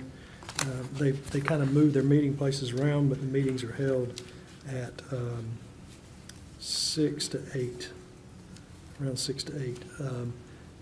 I'm on that committee, but would like to go to an alternate. And if Melissa, would you be willing to serve as the main member of that committee? Yes, I would. Okay. Anybody else got a burning desire? Okay, all those in favor say aye. Aye. So, okay, school liaison would be the chair and vice chair as last year. And I'll make the motion to keep it that way. All those in favor say aye. Aye. Any opposed? South Piedmont Community College Board of Trustees. It's an individual appointment, and Jerry Simpson does not serve as a commissioner. So do we have to appoint anybody there now, or he's still on that board? Attorneys? So, My conversation with Dr. Farr is that is not necessarily a commission requirement, okay. and that Jerry hasn't fulfilled his term, and she anticipates him staying on there. That he does not want to continue? He would like to continue. Oh, he would is my like to understanding. That, anybody got any objections to that? And we don't really need to take action on that. Okay, the Transportation Advisory Board, Transit System, meets at 12:15 to 1:30 p.m. and at the DSS building. Is that one required by a commissioner to serve on that one? It's not? No, a commissioner is not required on that one. It can be anyone. And Bjorn, you're already on it, correct? Anybody, any of our staff would like to be on that one? And I'll start pointing fingers. Do I? Me and Ashley Lance are already on that. Okay, so you're already on that? Okay, so we need a new one, or we need somebody else to take Dennis Rape's place. All right, we put that one off then, too, if we have to do an appointment, we'll do it. Okay, Yadkin River Water Supply Project Advisory Board. Commissioner Richard Helms, you'd like to continue on that? Yes. Okay, and I'd also nominate Vice Chair Melissa Merrill for that position as well. They meet at mornings, they used to. You're still meeting in the morning? It varies. It's some, right after lunch. Okay, but that, with two commissioners going, we'd still have some representation. So all in favor of Commissioner Richard Helms and Vice Chair Melissa Merrill, say aye. Aye. Any opposed? All right. Partners Board of Directors. Vice Chairman or David Williams, you're still on. Would you, let's see, you're still appointed until June 2024. Yes, that's Okay. fine. So we need to take no action there. Okay, is that everybody? Good deal.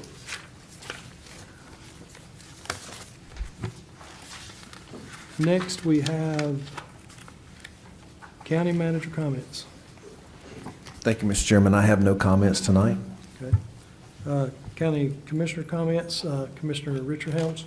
Yeah, I have a comment. Since the December 5th meeting and the new majority took board, was sworn in, and within 5 minutes of the opening session, took action to fire the county manager. And this action was taken without cause. So Commissioner Rushing has been bragging on the campaign trail that he was going to take over the county. I guess firing the county manager was a clear signal that he was taking over. The three commissioners that voted to fire him without cause fired a gentleman that has served this county for 28-plus years of exceptional service. And he's not just an employee, he was a leader, a man that was the Human Services Director for 24 years and stepped up as county manager 4 years ago. With his leadership, the Union County achieved unprecedented levels of financial gain, teamwork with our municipalities, employee satisfaction levels improved to an exemplary level. And actually, I have here resolutions from Union County Chamber of Commerce, Economic Development Advisory Board, Indian Trail Council, City of Monroe, Town of Wingate, Town of Fairview, Stallings, and support of mayors of Waxhaw and Weddington. This resolution confirms their support of Mark Watson and the direction he was taking the county, yet without any communication with Commissioner Williams and myself, the so-called conservative red wall took action without any discussion. Per their Facebook rhetoric, they bragged they were going to shut down the county. In a special meeting called by Commissioner Rushing, Merrill, and Bryan, they rolled back the utility rates, thus eliminating capital revenue for utilities, maintenance, short line extension, sewer expansion. And prior to that meeting, we had financial advisors that provided us with documentation on the exposures of taking care of this. And we've taken some actions tonight that are going to rely on those funds. But I requested that they delay the rollback vote until experts could advise the board on its effects.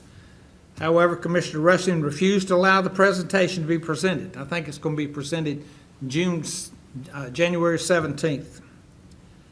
To allow it to be presented to the full board and the public before a vote was taken. As you remember, it was passed 3-2. Commissioner Williams and myself voted against the rollback. Additionally, Commissioner Rushing made the motion to lease the newly acquired Site B for future waste treatment.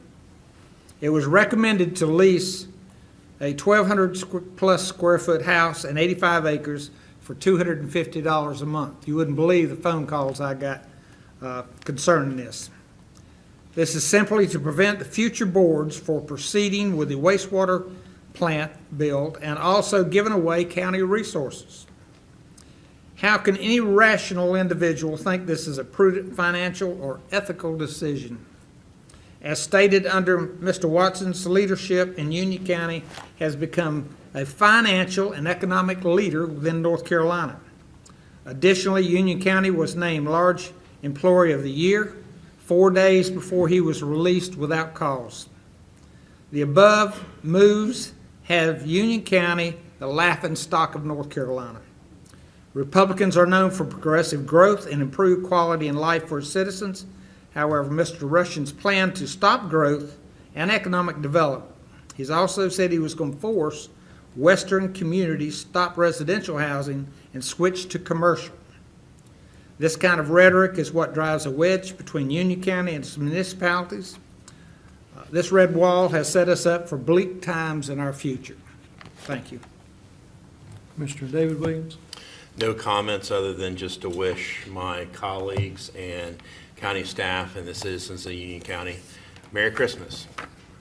Thank you. Mr. Brian Helms? Thank you, Mr. Chair.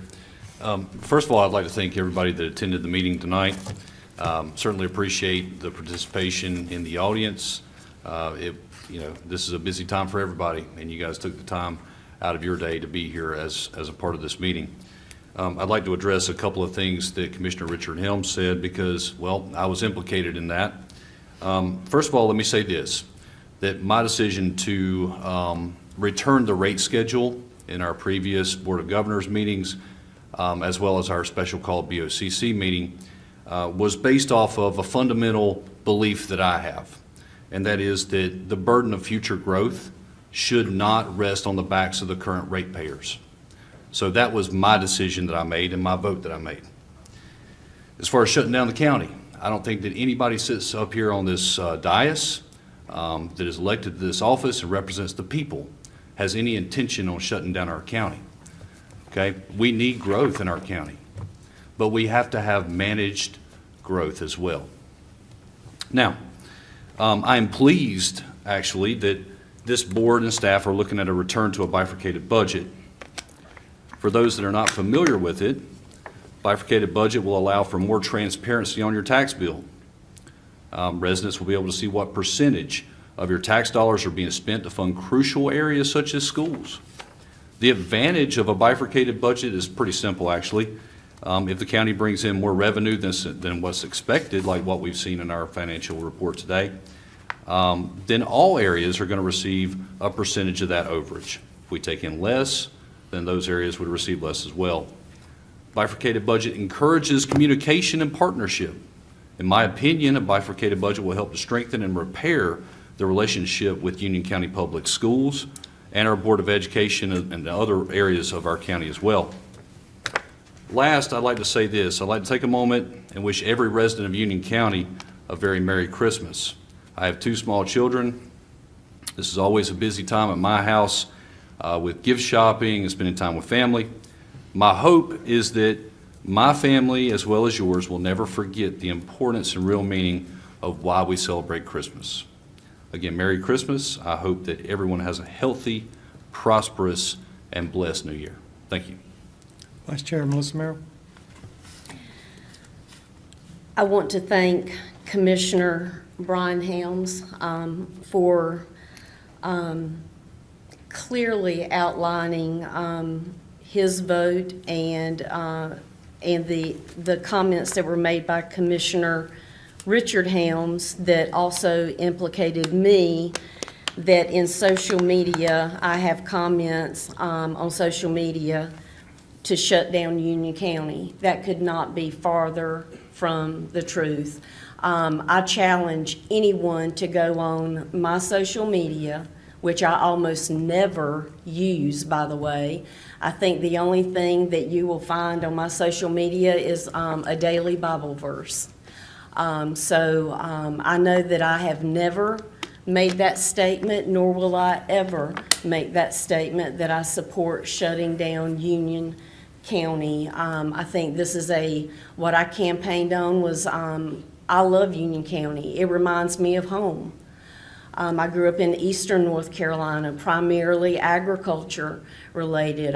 People, building their homes, retiring at their homes, and enjoying raising their family in good school systems.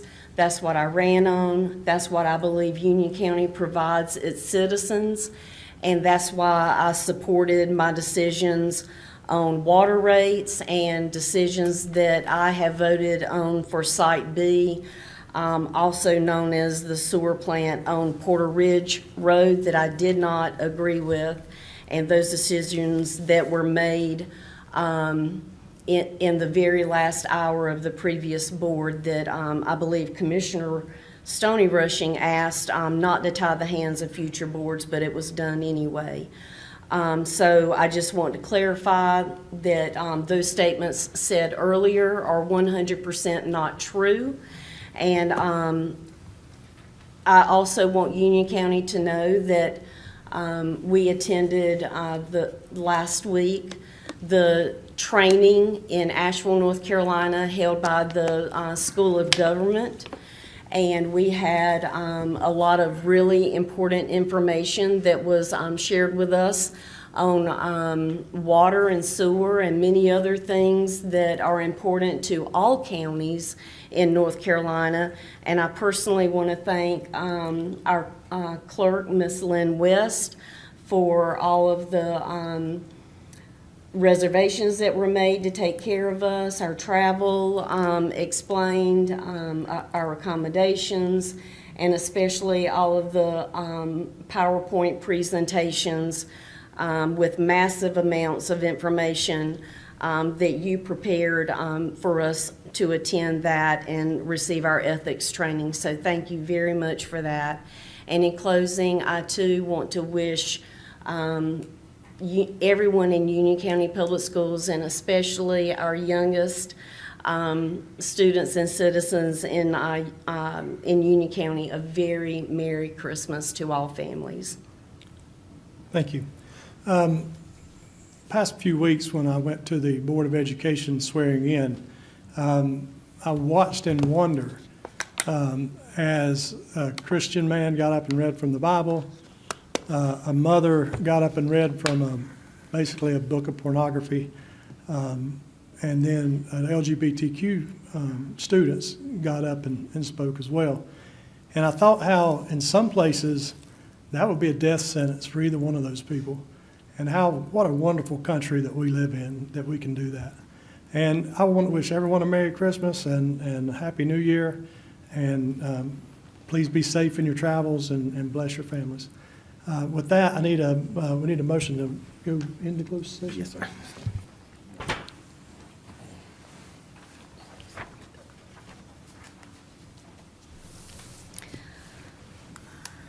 Mr. Chair, I would like to make a motion for this board to move into closed session in accordance with General Statutes 143-318.11A1 to prevent the disclosure of information that is privileged or confidential pursuant to GS 153A-98, and in accordance with GS 143-318.11A1 to prevent the disclosure of information that is privileged or confidential pursuant to GS 143-318.10E. Also in accordance with General Statute 143-318.11A3 to consult with an attorney in order to preserve the attorney-client privilege.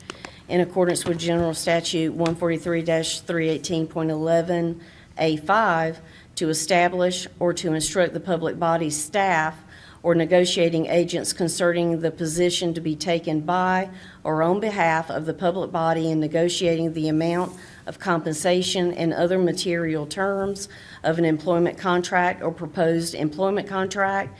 And finally, in accordance with General Statute 143-318.11A6, to consider the qualifications, competence, performance, character, fitness, conditions of appointment, or conditions of initial employment of an individual public officer or employee of or prospective public officer or employee.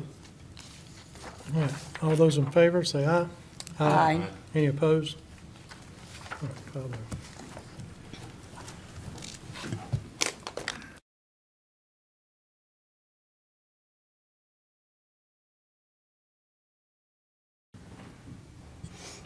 Okay, motion to reconvene the open session. All in favor, say aye. Aye. All opposed? None.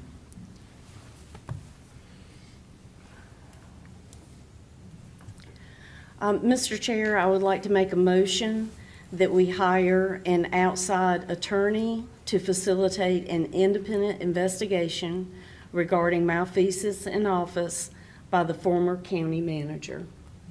Okay. Motion's been made. Any discussion? All those in favor say aye. Aye. All opposed? No. 3 to 2.